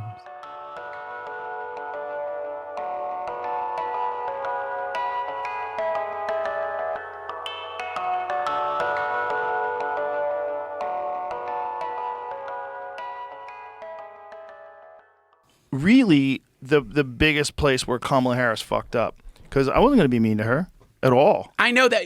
I would have had the best she and I probably would have had the best conversation that she had in her entire campaign, and it probably would have changed the way people think about her. Let me verify this. I want to verify this because I remember when you told us in the green room that there's some possibility this could happen, and you're in a green room of comics. Yeah. And everyone has some stupid idea of something mean you could do to Kamala Harris. You know what I mean? Everyone's throwing out traps, ambushes. Yeah. Ask her this, man. And I remember you saying, no, I'm not going to do that. I'm going to give her a fair interview. I'm just going to talk to her. And like, yeah. Not even an interview. I just want to have a conversation with her. What a fuck up that was. Because like, truly, like that is what Joe is saying here is so true. Not that you would lie, but like we saw you working out in your mind how you would execute this. My thought was there's got to be a person in there. Yeah. Everybody's a person. And then they get sucked into the machine. Yes. And they kind of lose their humanity in this structure that they're a part of, being a vice president or this or that, this way you're supposed to think and behave and act. I've seen her step outside of that. Yeah. I've seen her be genuinely funny. Yeah. And I've seen her laugh like honest laughter. Right. There's got to be a way to get to that person. Also, to what they do, okay, by just adherence to this nonsense party line that kind of works right now in the moment because people in the fog. Yeah.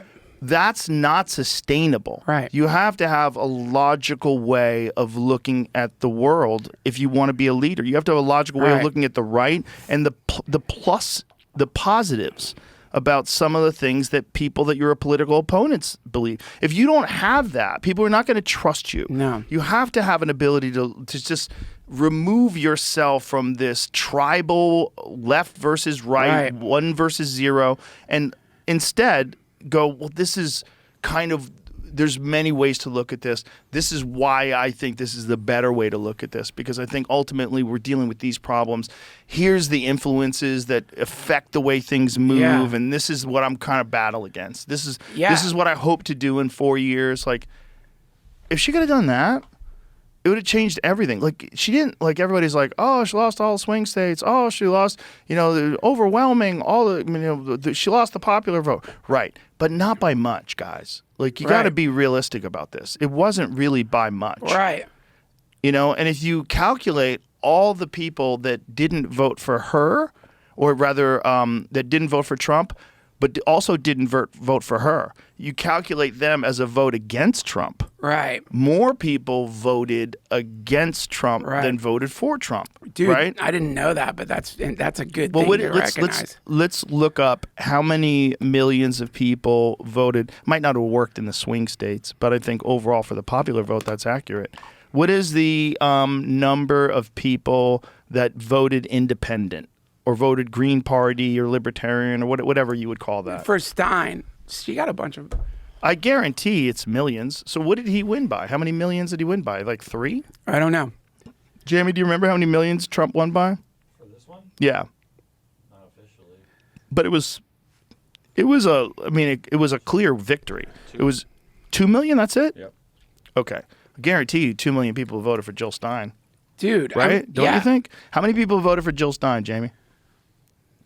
Here's one of them. Did you? No. I don't know what her thing is. Jill, so there's Jill Stein, there's at least 2 other candidates that I could, like.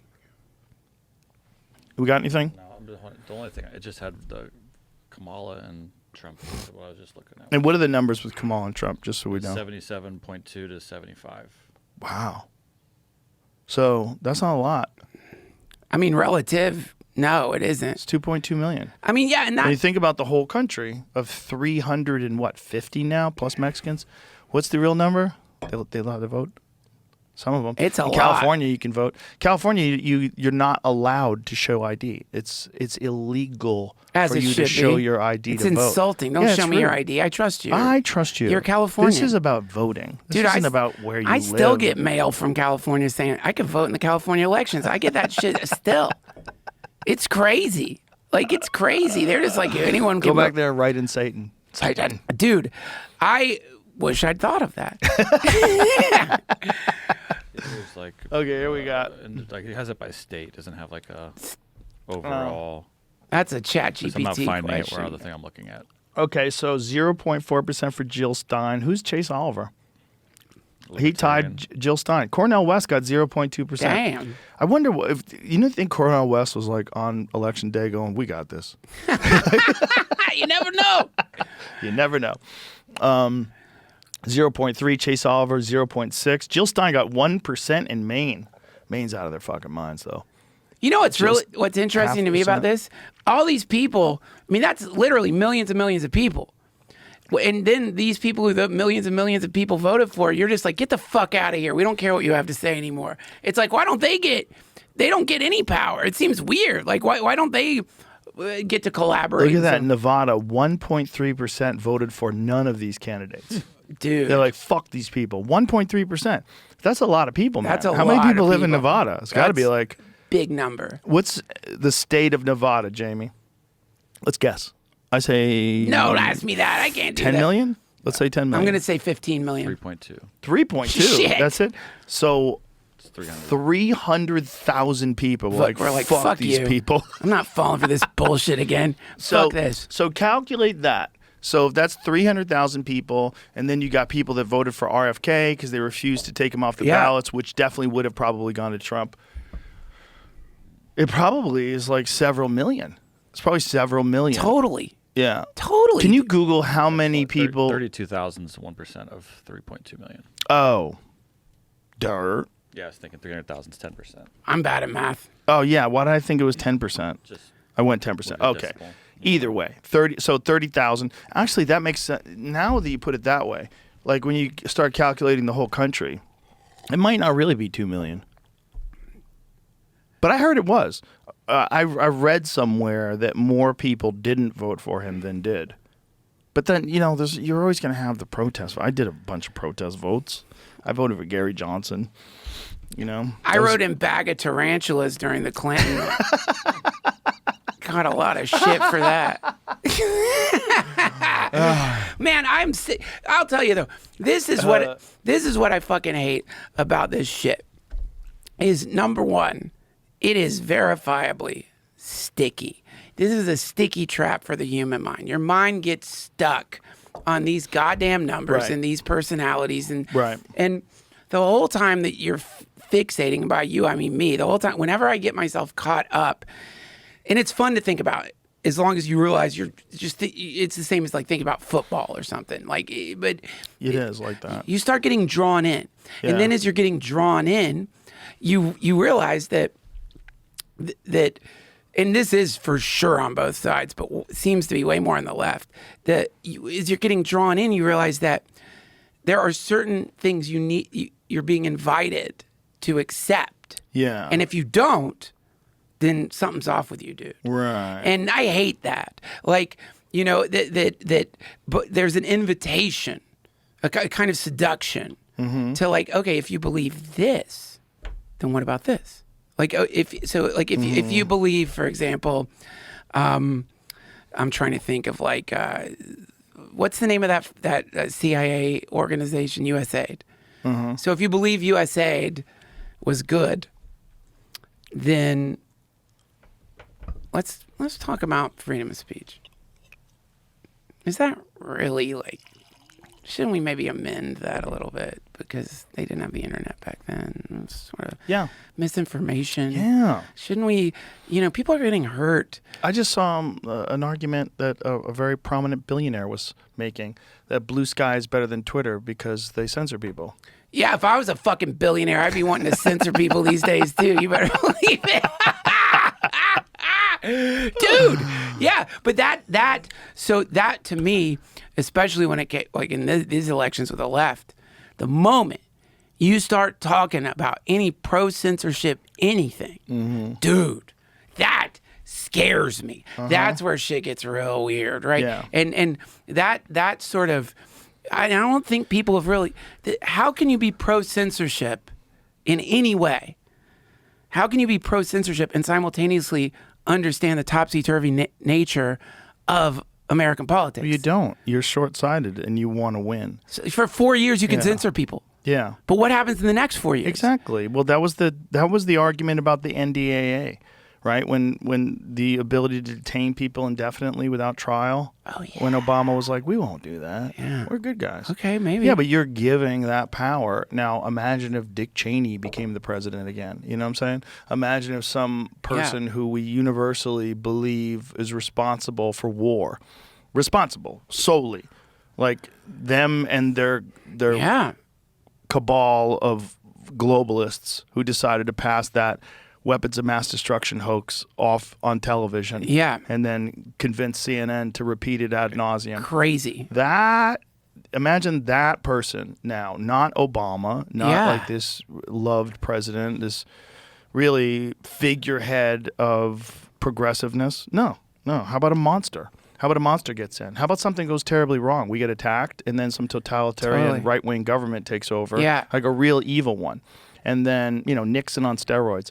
And then they take over, and now they use that shit and just start locking up anti-war people the same way Russia does. Yeah, dude. And then start throwing you to war. Oh, you want to go help in Gaza? Here. Well, this is why this is actually one of the big fears of people on the left right now, is because that's how they view the Trump administration. They think, and because like I, like you, go through Instagram and marvel at the, various points of view. And I think this is really important for people to acknowledge. If you're not acknowledging it, I don't know that I think people need to understand this. Like, do I think that the Trump administration is going to start doing FEMA camps? No, I don't. But a lot of people do. They do. And they don't think that and like, well, maybe. They really believe that. Yeah. And if we have a large group of people who believe that, they're going to act the way people who believe that act. Right. The way you would act if you thought that was happening. The way I would act if I thought that was happening. And so And they're being beaten over the head with it every day. So brushing that off like some kind of silly thing, I don't know that that's good. Like, I think people need to recognize, like, dude, the job here, it's okay. I get it, salt miners of the world. I understand. Like, it's very fascinating to watch aggrieved people in their very nice cars talking about how it's the end of the world. I get it. Salt mining's fun. But when I was deep in the throes of salt mining, watching all that shit, it started dawning on me, like, wait, these people, some of it's performative, some of it's not. And some of it's like they're really scared and they're really worried. And aside from just like, go ahead, call me fucking woke. Aside of the spark of compassion that creates in me, where it's like, Jesus, man, that's really sucks, dude, to live every day to day like that. I started realizing, like, man, like trolling at the federal level, it needs to stop. And of all the trolls in the world, and I'm not a troll, nor would I ever troll, Trump is the ultimate troll. He's so good at it. I would never do it. But, if I did want to troll, I would study what he does. What he does to Canada. Dude, you mean president? Governor Trudeau. Governor. It's high-level troll. He talked about it again yesterday. He's a natural.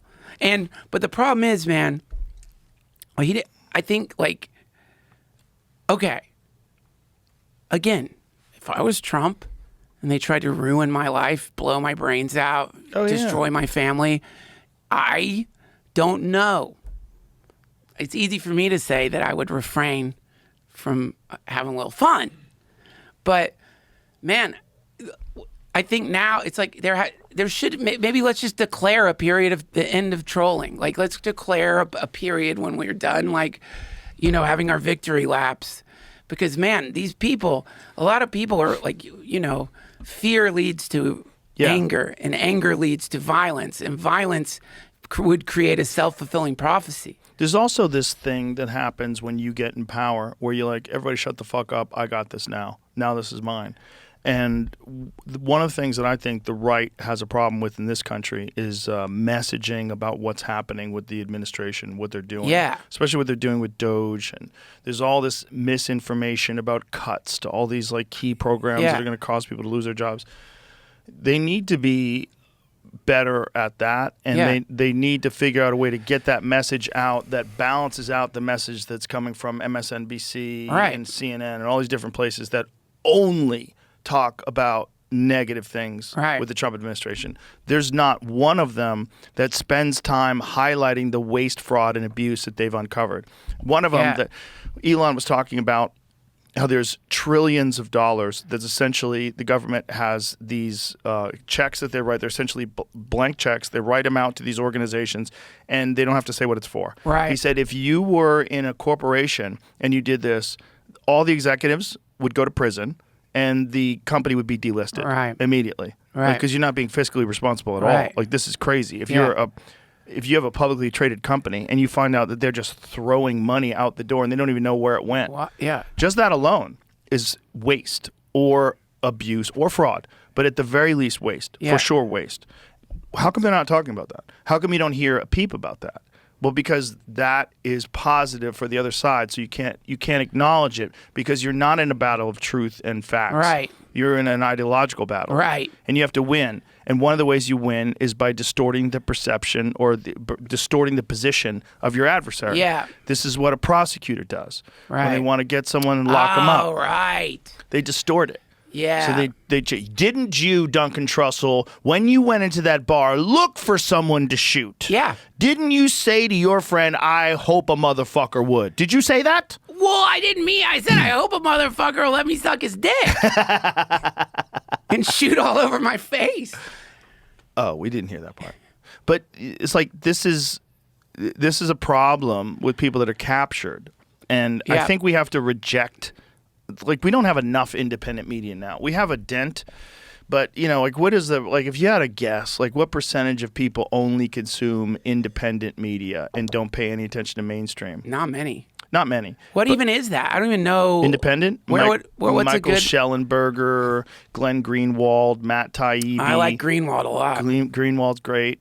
Taibbi's great. Schellenberger's great. The people like that, people that you can trust. There's a bunch of them out there. There's a bunch of medical Dr. Jay Bhattacharya is like that. There's a bunch of very brilliant venture capitalists like Yeah. Bill Ackman, Chamath, Maddow. Yeah. Rachel Maddow. She's the best. Did you ever read Hate Inc.? No. It's a great book. Matt Taibbi's book. It's really good. And it's essentially his what he's saying is that Rachel Maddow was Bill O'Reilly for the left. She is. She is. Maybe worse. Maybe worse. Egregious lies. Egregious lies. Like open, out and out lies that never get corrected. Dude, it is like we at my house we do a propaganda rotation. So it's like take in the right propaganda, and then once you've gotten sick of that, you head over to Maddow Town, catch one of her long fucking monologues, winding road. She weaves this bizarre, you can't even follow them, but it's just how mad and it's the craziest shit ever. And they actually, MSNBC, they canned that other lady. Joy Reid. Joy Reid. Yeah. Getting canned. And then Maddow's whole staff got canned, apparently. They had to, because Reid shared a staff with Maddow. And they were like, no, got rid of the staff, left Maddow with Well, they're hemorrhaging money. Well, They're hemorrhaging viewers. I would love to know what percentage of people are watching it, not for data, but the sideshow that it is. What you need to do is look up Subaru sales. Subaru sales? Subaru sales. How many people are buying Subarus, and how many of those people listen to Rachel Maddow? Oh, shit. That's amazing. I bet the percentage. Now that's the kind of journalism we need. By the way, Subarus are awesome. I love Subarus. They're fucking great. That WRX is a fucking incredible car. No, they're great cars. They make amazing 4-wheel drive rally cars. Like Subaru makes some sick cars. Dude, And that might be if my you live next car. Dude, they're bulletproof. They never break. They never Yeah. break. When I lived in Boulder, everybody had a fucking Subaru. And my friend right. Bruce, who lived there, I was like, why does everybody have a Subaru? He's like, they are the car to get around with No, in the snow. they're They're so fantastic. fucking good. They're so good. They're so reliable. They never break. They'll go hundreds of thousands of miles. Yeah. Japanese cars are the fucking best. They are the very best at being reliable. Like, Yeah. There's a Lexus out there that has over 1 million miles on it. What? Yeah, my friend Matt has it. I would never He might have expect sold that. it. Did Matt Ferris sell his 1 million mile Lexus? Yeah, he had a Lexus that he put 1 million miles on. Dude, yeah, I mean, And it's like a 90s Lexus. I miss my truck, man. And I don't even need a truck. Like, but a Subaru would be nice. Subarus are great. Anything Japanese is great. You know what's really great? Japanese luxury cars like the Lexus LS 500. It is a fucking incredible car, and it gets slept on by all these people buying Mercedes but which are great. Mercedes are awesome fucking cars. Don't get me wrong, but Lexuses are just as nice, maybe cooler looking, and never fucking break. Did you ever think about getting an RV? No. I did once. We were talking about getting an RV to put a podcast studio in and then go to shows. And I was Yeah. like, I don't need to work more. I can't work more. Right, that would I suck. don't cook my brain. But have you ever, like, you've been in an RV? You've taken an RV trip before? No, you mean like a big one like Bert Kreischer has? Like one of those big old buses, tour bus type No, deal? I mean, like, just like an Airstream, a classic No, RV. You've never no, taken an never RV? done that. Dude, I drove to Burning Man in an RV. I got Of course you did. That's a good place to have an RV. So you don't have to camp out in the dust. fucking kidding. You're the king of Burning Man. You got an yeah. RV. How much water did you bring with you? A ton. You have to bring a lot more than you think, right? Well, Because you want to bring some for other people too if they're fucked. Well, this is the glory of Burning Man, is that no matter you get what you need there, and it's like there's some dude apparently walked into Burning Man completely naked, nothing. And people got him clothes and food. By the end of the festival, he was like Fat and gained happy. 3 pounds, wearing like king's robes. Well, real psychedelic communities outside of the sex cult aspect of them, which kind of always seems to emerge. But the sex is so good on psychedelics, like you see why it would emerge. I get that. I'm not saying like consensual sex between two people that are attracted to each other. I mean the sex cult aspect of it. There's so many instances of gurus or leaders who use psychedelics to try to get everybody to kind of go along with their ideas. I know. And how it's a kind of a normal thing that happens. It's just one of those power things. It's one of those dynamics like the boss becomes a cunt. Like one of those things. It's just how it works. Yeah. But the thing about real psychedelic cultures is they really are charitable. They really are considerate and kind. Like marijuana is one of the only drugs that universally people share. People pass the joint. Passing a joint is a universal thing. You don't pass a bottle of whiskey and swig out of it. I mean, you might. But it's not like Cigarettes, you don't. Right. Most whiskey is poured at a bar or poured at your house. You might pour someone a glass. Yeah. But you don't pass the same joint around. You don't drink from the same glass. It's like there's a communal aspect to it. Dude, this is, with LSD, I think I've said it a million times in your podcast, but it's some data point I read about how the problem the DEA was having tracking the flow of LSD through the country is that LSD dealers Weren't making any money. no, they'd stop selling it and start giving it away. Yeah. Because they were like, why am I trying to make money? What does that even mean anymore? And then Right. they just start wanting to turn people on to acid. And see this, man, this is the part They don't make an empire. they don't, well, it's like They don't develop a LSD cartel. if only that was the Mexican cartels. Can you imagine? I'd be so for open because borders. They would cut the LSD with some funky shit, just like they're doing with the cocaine and with the heroin. That would suck. Yeah, like they start would ruin it. ruining this dream. They would ruin the LSD. They'd put fentanyl in the LSD. This what we're talking about here is the part where I get really frustrated with the statist political landscape that is now being occupied by former hippies. Yeah. Is that we all had this vision and we saw something real.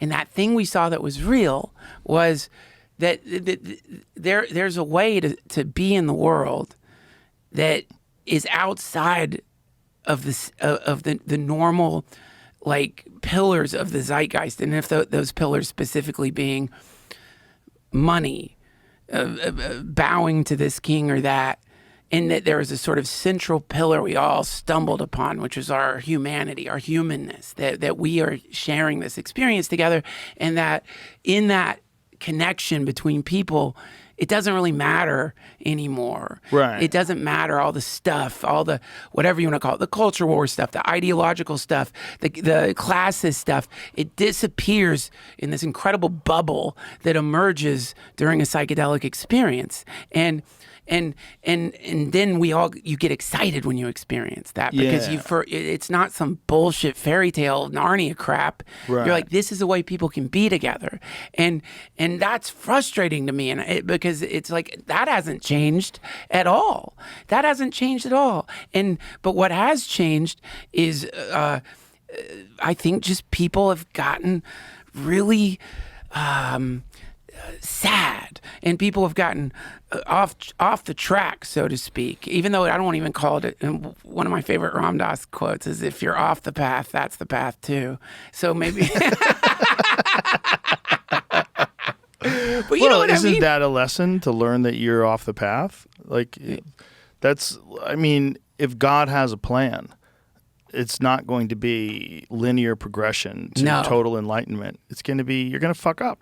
You're going to fuck up because you have to realize, like, oh, you don't know it all yet. Yeah. And you probably never will. Well, no, you definitely never will. But, you fucked up. So, like, you got off the path. Oh, my God, you started drinking again. Yeah. Get back on the path. You can get right back on. Yeah, you can get back on the path. But the problem is, people have this very bizarre thing that they do where they define themselves by past failures. Absolutely. Almost, and even if those past failures are a very small percentage of your behavior overall, that becomes you. I failed. Oh my God, I'm a fucking loser. I'm a fucking loser. Like, ooh, that's a real problem when you're young. Because when you're young, you really don't have any understanding of who you are. You're trying to figure it out. And if you failed a bunch of times, you get into a pattern of being a failure.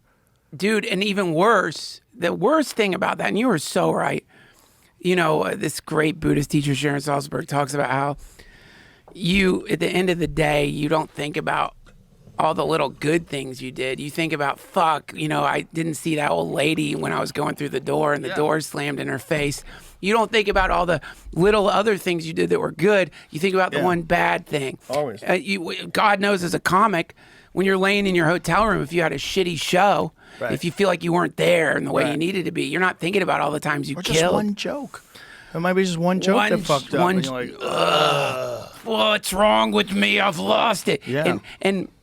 But where it gets bad is you get crystallized into that when people around you don't let you forget about your past failures. Oh, yeah, but that's just, you have to recognize that you're with the wrong people. You have to try to plead to those people for logic, and if they don't, you have to move on. You have to.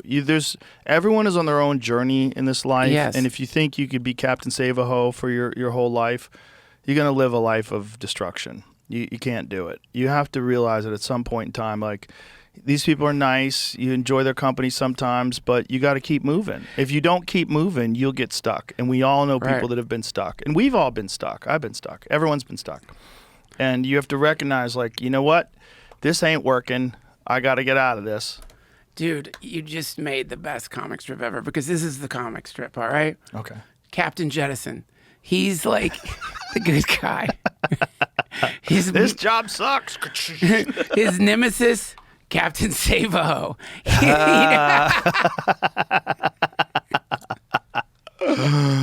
Yeah. Well, I think sometimes Captain Save-A-Ho exists because you are distracting yourself from your own problems with someone else's problem. Oh, yeah, absolutely. That's Brian Callen 101. That was always, I used to always try to, like, drop this science on Brian Callen when we were younger, when he was always dating these complete psychopaths and moving in with them, and had all these people in his life, like these fake producers that were taking him to meetings drunk, and like I was like, why are you hanging out with that guy? Right. He's a fucking moron. Right. Like, you got to understand that you're doing this because you don't have your shit together. So you're distracting yourself by hanging out with people that are more fucked up than you exclusively. But when is it too much? I mean, like, this is one thing that I have picked up from you, and I get it. Like, at some point, you just don't have time. Yeah. You got to be Captain Jettison, because it's like, and I get, though, the early phase comic, I feel like that's a rite of passage. Is some fucking drunk who's calling themselves a producer or a manager Yeah. will Yep. will grab your ass, and then and that's 6 months gone bye writing some shitty script. And then you got to go to court because they're suing you now. And God forbid if you ever have one of those shitty managers, and then in the middle of this shitty manager, you're trying to leave them because you have a great script, and you write this script and you sell the script, and then they sue you. And I know this has happened to a friend of ours. Sue this person for a script that they came up with the idea while they were under management, but yet didn't even write it until after they left. Woo! And then this person, who's a friend of ours, she had to pay that person like hundreds of thousands of dollars they stole from her. Yeah. A bad manager that locked a hold of her when she was young and didn't know any better, and then fuck. Dude, and then you're stuck. it's They scary. sweet talk you. They're vampires. They're just trying to make money. That's all they're trying to do. They're trying to figure out a way that they can sneakily attach themselves to you because they don't create anything. Their wealth is all entirely created on other people's creativity and work. But then in defense of managers, you got a good one. Oh, yeah. They're not all like that. The idea with a manager was not that you're one of 5,000 bobbers floating in the corrupt waters of Hollywood to catch a fish. The idea is they see some shit in you. They're kind of like Mitzi. They see a thing and they know how to bring that out, and they've got a lot of good connections, and they weave this, they help you for real. And also you push off to them business stuff so you don't think about it, Right. and you trust them implicitly. If you do that, you can I have a great relationship with my management, but my manager has been my manager since I was an amateur. dude, that's insane. Yeah, we've been together for 30 plus years. That is so cool. Yeah, it's the best. He's family. He's a very good friend of mine. Yeah. We don't even have a contract. And we deal with hundreds of millions of dollars. Dude, yeah, he's cool. He's smart, too. He's the best. But, there was a point in our relationship where I was like, we don't need a fucking contract. What are we doing? Right. I'm not going anywhere. You're not going anywhere. Right. We're going to grow old together. We're going to have fun. Yeah. I'm not leaving. I would never fucking leave. If somebody helped me when I was struggling and got me to the point where I'm not struggling anymore, you're with me the whole That's time. so cool. Forever. But if you don't, you're to not be like that, you're.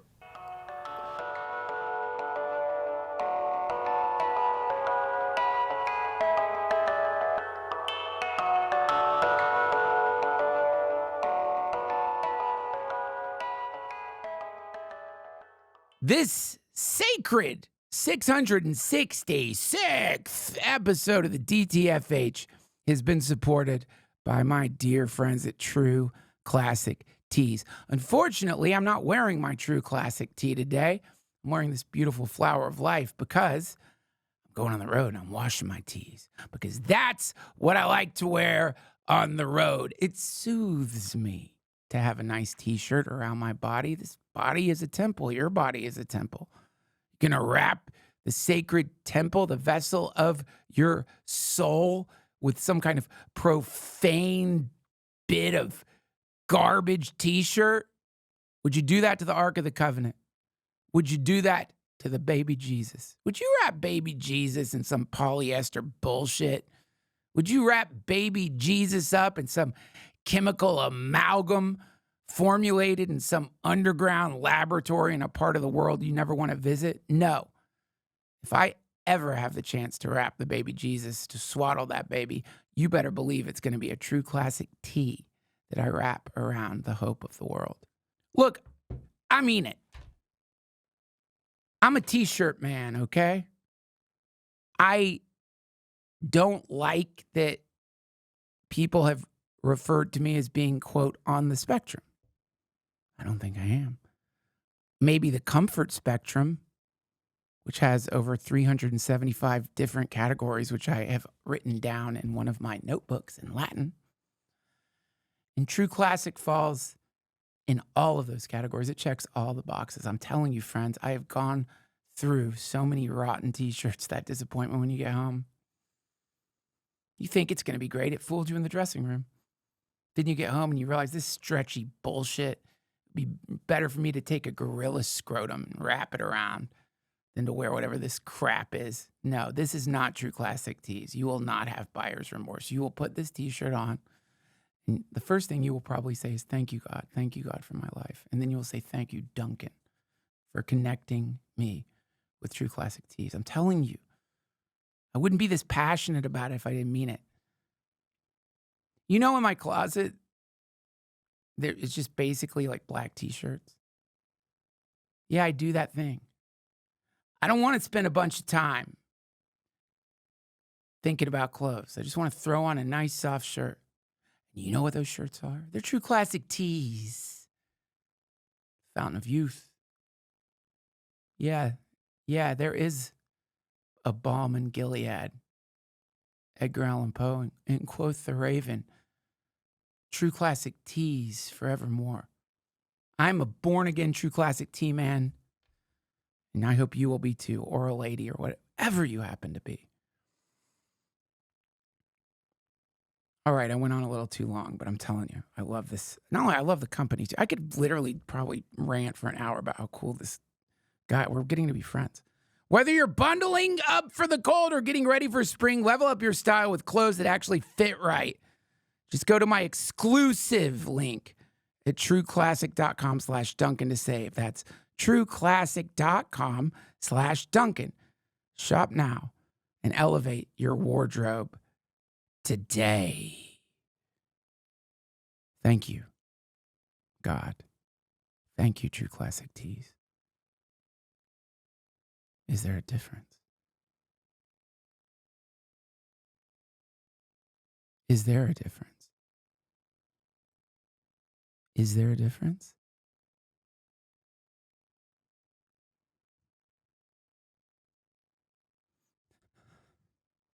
Just cut, man.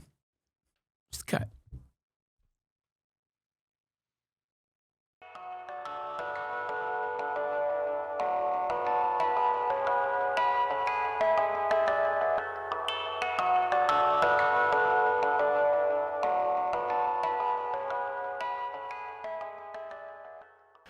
You're devaluing yourself.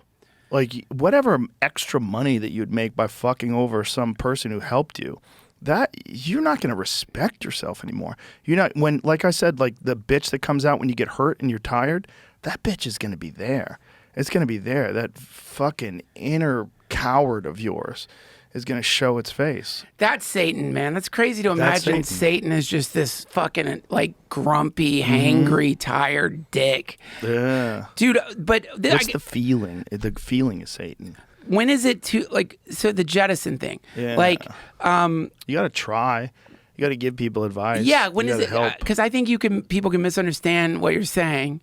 Yeah, And some people, and they cut people out who they shouldn't. Right. You know what I mean? Some people just make honest mistakes and then they feel bad and then they apologize and then they do better.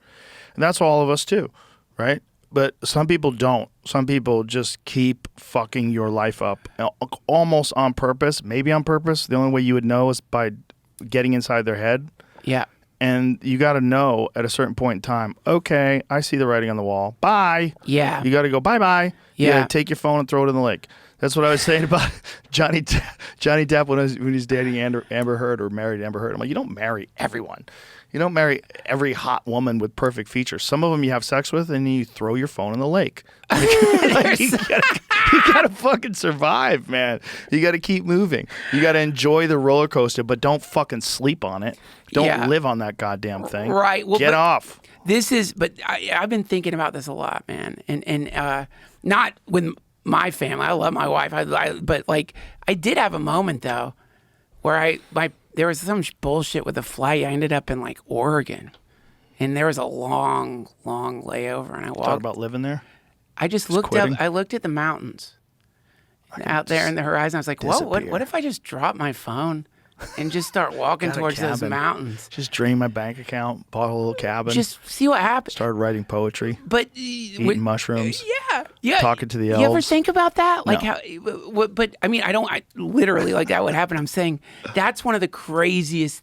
That's where it gets really interesting when you start thinking about attachment in Buddhism, which is it's not just attachment to money, not attachment to nice clothes. It's literally attachment to the story of who you are. And so people are always like, he was a deadbeat dad. He walked out on his family to go meditate. And it's like, okay, that's one way to look at it. But really when you're hearing about that, first of all, contextually, he was a prince, and the best thing you could have was a family and kids. It was like, it would be like walking out these days on your crypto wallet filled with millions of Bitcoin. It was like a good thing he walked out on, not like he had servants. It wasn't like he's like, I'm out of here, you loud ass bitch. I'm going to the woods. But really, another way to look at it is like that palace he walked out of. We all have that inside of us. There's this configuration in our minds. This is the precious, precious aspect of who I am. And it's saying, what happens if you leave that behind? Well, there's one, I mean, the problem with you're saying this now, I agree with you, but you're saying family. And the problem with leaving your family is you're causing deep pain to the loved ones. Yeah, and I am. But I know you. I know. I'm not saying so, that. But if you didn't have a family, then the argument is very strong. Like, why wouldn't you just for the experience of it? Like our friend Ari does that. Ari just vanishes, goes off the grid, and goes to Asia and backpacks around, stays in hostels. He's a little more famous now. I don't know if he could pull that off anymore. But years ago, Ari would just go to Asia, go to South America, go hang out. I'd get a fucking postcard from him. Yeah. He'd be in the middle of the jungle somewhere in Costa Rica. I'm like, what are you doing? I know. But he's really that guy. He really is that guy that values disconnection and just finding out, what else is going on in the world. Jewish Gandalf. He just a bit of a Gandalf. Bit of a wanderer, but in the best possible way. Like he gets enlightenment. He gets value out of it. He gets education out of it. Dude, it's he comes cool. back. He comes back a better person. Ari Matty's a traveler too. Is he? Ari Matty too? He's Both a traveler. Aris. Whoa, I'm so dumb. Crazy. I didn't even make that connection. Crazy. What I mean though is more like, God, what's that Sting? I know what you mean. You mean a guy who has it all and decides, you know what? Fuck this. I'm just going to go be by myself and see who I am, not who all these things that I connect myself to that define me. I don't mean that. I mean the family that a lot of people think they're around isn't even their family. It's a projection of the family that they had last week or the family that they grew up with. I'm saying what happens, and it's like people get amnesia and literally do this, but what happens if you walk out of the palace of your past? The past is the palace. You're like, You walk out, so here you are around this group of people that is your family. Right. But instead of interacting with them like the family that existed a year ago, 2 months ago, yesterday, you're just fully in the moment with them as they are in that moment. Yeah. Not like, you remember what you did last week? You piece of shit. That is crazy, because this is what psychedelics have shown me, and meditation will show this to you, but it takes longer, is at any given moment, you are in a brand new universe. And then instantly you paint that universe with all of the shit that happened to you in the past. This means that, literally, I'm looking at your sign, the Joe Rogan experience. My mind instantly takes these symbols that when I was younger, I had no idea what they meant, weaves them together into words instantaneously. Yeah. And then this person friend, this person enemy, this person good, this person bad. Right. But my favorite moments on acid have been when all that shit goes out the window. Right. And you just experience the world like it just was created yesterday. Right. Right. And that, to get back to Jesus, is what they call being born again. You know what I mean? You're resurrected from the dead. You're like the dead. The resurrection is literally the past is dead. You escape your confinements. Yes, the confinement of the past. Yeah. And then there's it's weird how the universe is simultaneously incredibly old but brand new at any given moment. Right. Yeah, it can be. Have you ever heard that guy? There's a guy that claims to channel. I don't know if he's channeling an alien or some ancient spirit or something like that. Some guy. He talks very loud and very strangely. Who's that guy? His name is he's a famous channeler. Yeah. He's channeling aliens. That's right. He channels the aliens, an alien, I believe. An alien. Yeah. You know, I had a channeler on my podcast, in New York. Did you believe it? Dude, no. First of all, when my friend told me he could get me this like famous channeler. Can I tell you what this guy said though? Oh, I'm sorry to That's cut you okay. off. Dude. No, it's okay. Yeah. So this guy was talking, and he says fascinating stuff, even though the idea is ridiculous. Like the idea of him channeling this alien, just on paper, is ridiculous. I'm not saying it's not real. On paper, it's ridiculous. He was saying that not only is the universe new, but the universe is new all throughout the day, depending on the choices you make. You bend into parallel realities that are very different, and you leave behind all of the different variations of you that exist in all the different variations of this reality. Wow. And that you are experiencing a very unique journey that's dependent upon your thoughts and ideas and actions. And every time you do it a certain way, you move in a certain direction.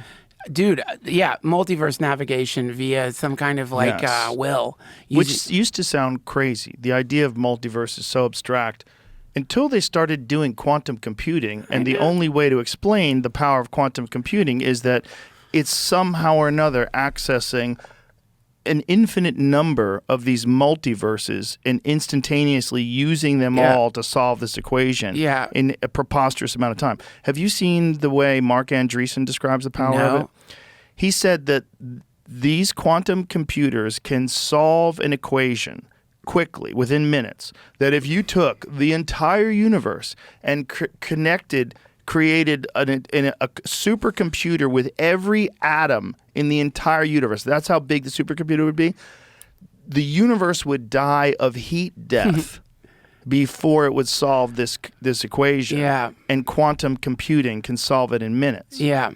Yeah. That's which is wild. like, what the fuck did you just say? So is this proof of the multiverse? It's very controversial because most people, including me, don't really understand what the fuck they're talking about when they're talking about quantum computing. Like, what are you doing exactly, and how are you doing it? When they can't answer it, things get real weird. Yeah, man. And when the only thing that's plausible is that this is proof of the multiverse, and then you get a bunch of hard-nosed fucking quantum scientists. You get a bunch of hard-nosed physicists and engineers who are putting this fucking super cool thing together. And you've seen the cooling systems they have on these? They look crazy. They have to be like deep space cool, but times 100. And that this is what you have to maintain, and that the actual quantum computer is like the size of a saltine. Yeah, it's nuts. It's fucking nuts, man. But is it proof of the multiverse? And if that's true, like if we all knew the multiverse was real and we knew that this man who talks like this, I am channeling. If that guy's accurate and what he's saying is right, and sometimes wacky people say true shit. If that guy's accurate and we can all come to an understanding that every little decision that you make, every way you think about things, every way you move through this life has this ultimate effect of transforming the very universe that you exist in. Yeah. And you can literally move to a higher plane. Yeah. I'm not sure if it's true, but it seems to behave as if it's true. Well, I mean, I thought about this when we were describing the multiverse. Like birds. You look at a flock of birds, right? Now, you look at the flock of birds, you think they're experiencing reality the way a human would, that they're seeing trees, clouds, whatever. Of course they're not. They're fucking birds. And God knows what they're experiencing up there. They might, as a flock, that could be a mind. And who knows? Like, do they even know they're flying, or do they think they're thinking? Especially when they're like moving through in beautiful patterns. Yeah. You might be looking at a thought. That's just a thought that sort of... the bird's experience might be, if I think about trees, I get closer to trees. You know what I mean? But what I mean is if you look at the personality, the identity, the habits as an actual vehicle that is giving you access to certain levels of the multiverse, then it would follow, if you were to drastically change aspects of that vehicle for the better or for the worse, you would be given access. You'd be able to make it to higher peaks or lower pits. You know what I mean? And so from this, like the way we think about time is past, present, future. And the way we think about action is not when I decided to throw ice water in the baby's face at the cafe, I was going to go into a multiverse where I would go to jail. We're just thinking the natural consequence will be I'm going to jail, probably get my ass kicked. But if you start looking at action and shifts in identity as literal multiverse navigation systems, then all of a sudden a lot of the myths and magic and all of that stuff starts becoming more real, which is it's sort of like, okay, if you want access to this node of the multiverse, here's how you get there. Yeah. You meditate, you pray, you help people, and then suddenly you will realize, no, it's not like your life got better. It's like you're in a new universe now. Yeah. Which Jesus called the kingdom of heaven. And seek ye first the kingdom of heaven and all things will follow. I mean, it's literally saying there is a place simultaneously existing with this place that you can't even see right now. But once you find it, all the shit that you're worried about will fall away. Everything will go bye-bye. Because you're not in the same universe anymore. You know, one of the most fascinating things that's a reoccurring theme with alien abduction? What? That time is not real. I don't think it is. It's the most reoccurring theme that the way we experience time is an illusion. The only time that really exists is this. Yeah. It's never ending, and it's right here. Yeah. And our attempts to measure this effect of past and our measuring of progress in the future, it's kind of an illusion. Well, we're measuring change. Yeah. That's what we're measuring change, but time is constant. Right. Watches are real. They tick, tick, tick, tick, Yeah, tick, they tick. change tell you the predictably. Time. Yeah, I mean, you should be on time. You know, like we've all agreed culturally, if you have to be at work at 9, you kind of should be here at 9. Time. Yeah, but this idea of time, they all say the same thing. Like, why would that be ubiquitous amongst alien abduction experiences when they talk to these human beings, these supposedly more intelligent creatures? They're trying to relay some information about the current state that you're experiencing. What you think you're experiencing versus what it really is. I mean, yeah, it's like when they encounter humans, they just look at us as like time trapped or something, neurologically manacled to some kind of way of analyzing change that produces a sense of being, locked in progressing towards the future and there's a past. But McKenna would always talk about this, that like maybe the shaman or like people like that, they can sort of raise their heads up above, temporal time as we understand it. And I think the example he uses, like, if there's a bunch of people living in a valley and they couldn't get to the top of a mountain and you got to the top of the mountain and told them all the shit that's around them, they would think, what the fuck? How do you know this? Right. And that's, I think, how he was talking about the dimension we're trapped in, which is if you just poke your head up a little bit, suddenly, like, it's like sticking your head up out of, like, water. Right. And that's, I think that's, I mean, I don't think channeling is bullshit, dude. I don't think it's bullshit either. I don't know what percentage of it is definitely bullshit, though. I don't think the idea of channeling is bullshit, but I think some channelers are bullshit, and that's the problem. Because, like, if you listen to the telepathy tapes at all? I'm saving it. I can't wait. Fantastic. And I had Kai Dickens. She was wonderful, who put together this whole telepathy tapes thing. But they've shown that these nonverbal autistic kids can communicate with their parents telepathically. Fact, no doubt, proven, done, hours and hours and hours of footage of them doing this. And not just one child, many, many, many, many, many children all throughout the world. Okay, let me ask you something then. Without them being able to communicate with each other than through telepathy. I know about The Hill. I'm going to watch him. Yeah. And I'm 100% convinced that is a real possibility. But you told me something a long time ago. We can cut this out because I don't know if I believe it was like you were relaying maybe a DMT trip you had or something. And you were saying something like, you felt like all of us, by us you meant your friends, were in some kind of room together. Do you remember saying that? Yeah. So what do you think that was? I'm asking because like I've had some experience of that myself. What do you think that was? Let's pretend it wasn't, just some sort of hallucinatory moment. What do you think you saw there? What is going on there? No idea. I could guess, but it would just be guessing. But Guess. It felt. I think when you love people, you become connected with them in an inseparable way for eternity. Yeah. Like a vampire. like Nosferatu. There's something where your souls, whatever the soul is, you're somehow or another bound. The love you experience for each other transcends this dimension. And their essence you experience somewhere else. When I said that I experienced other people, like friends, all in a room, it wasn't like I saw you looking like you. It's like I knew the thing was you. Yeah. I knew the thing was Joey Diaz. I knew the thing was Red Band. I knew we're all together in this weird thing, and that it was a soul well, which is how McKenna used to describe the whole experience in the first place. He said it's like a well of souls. That's what it kind of felt like. Like whatever you are. It's not just your physical tissue and your heartbeat and your neurons firing. There's something else going on.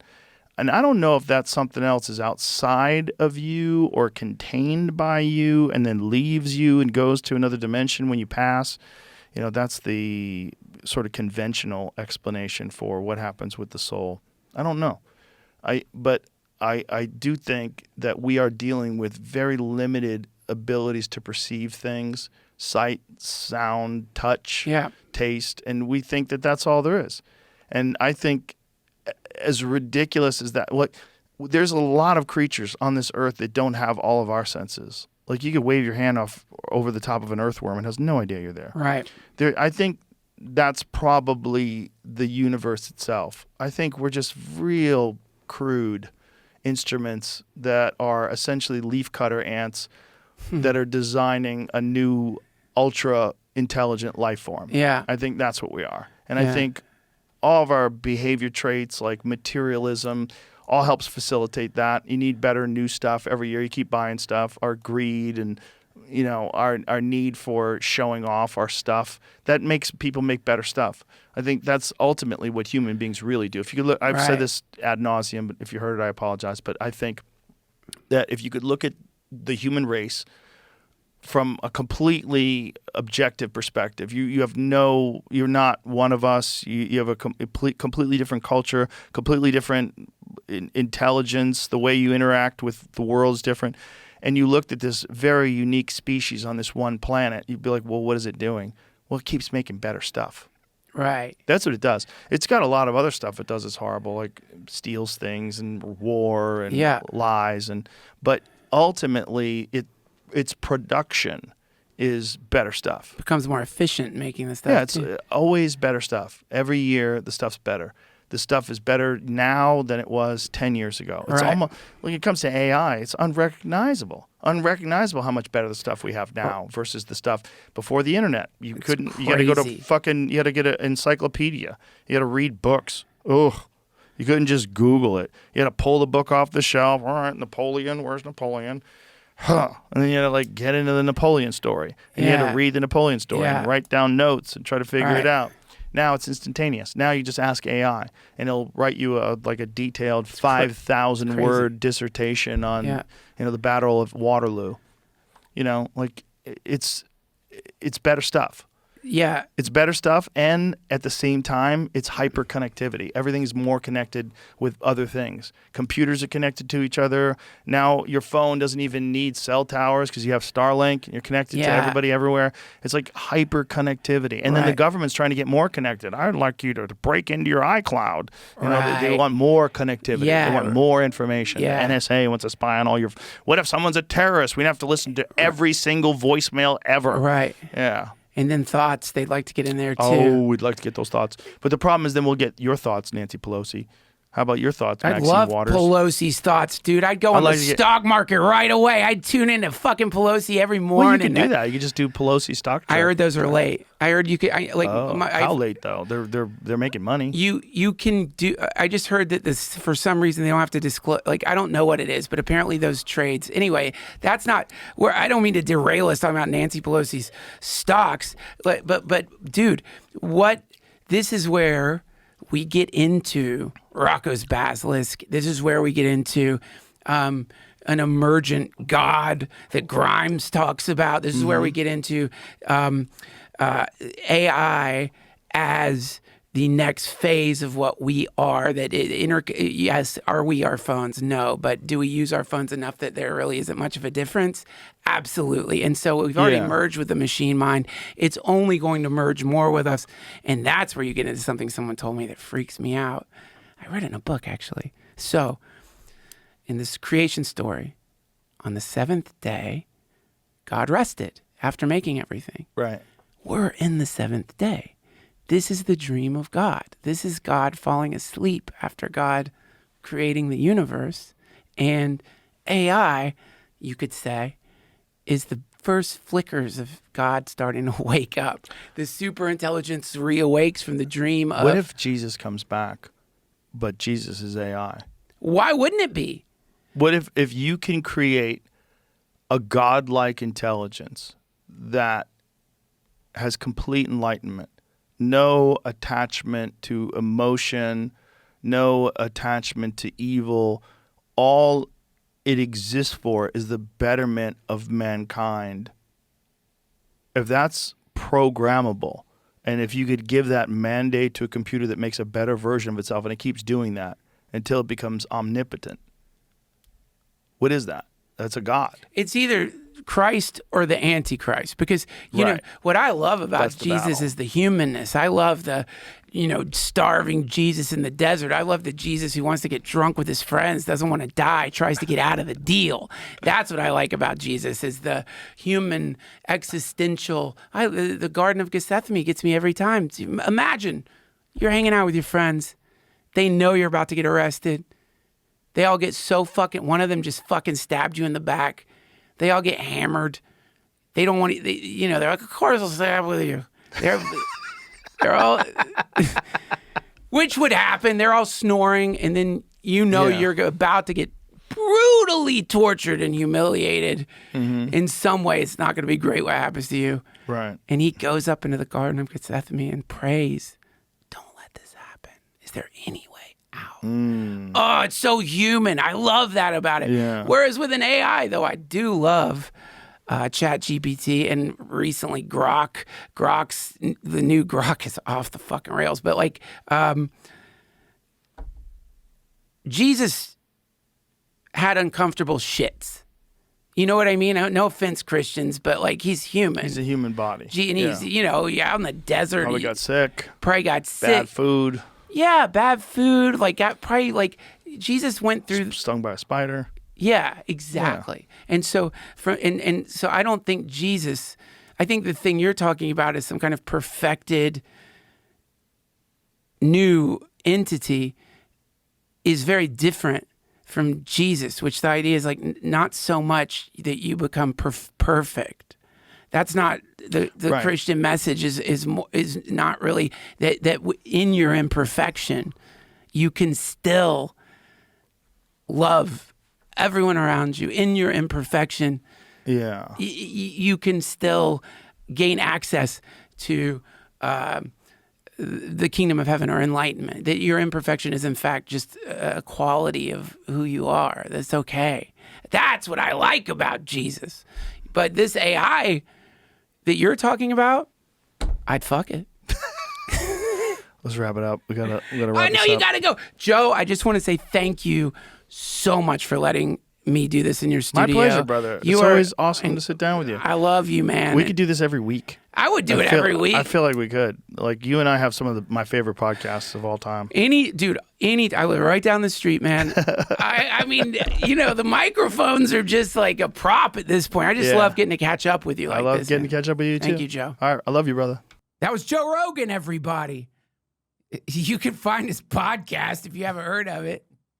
You should listen. He's got a great podcast. It's called the JRE. It's one of my favorite podcasts. I hope you will listen. Don't forget to like and subscribe. And if you want commercial-free episodes of the DTFH, won't you become a member? God bless you. Hare Krishna.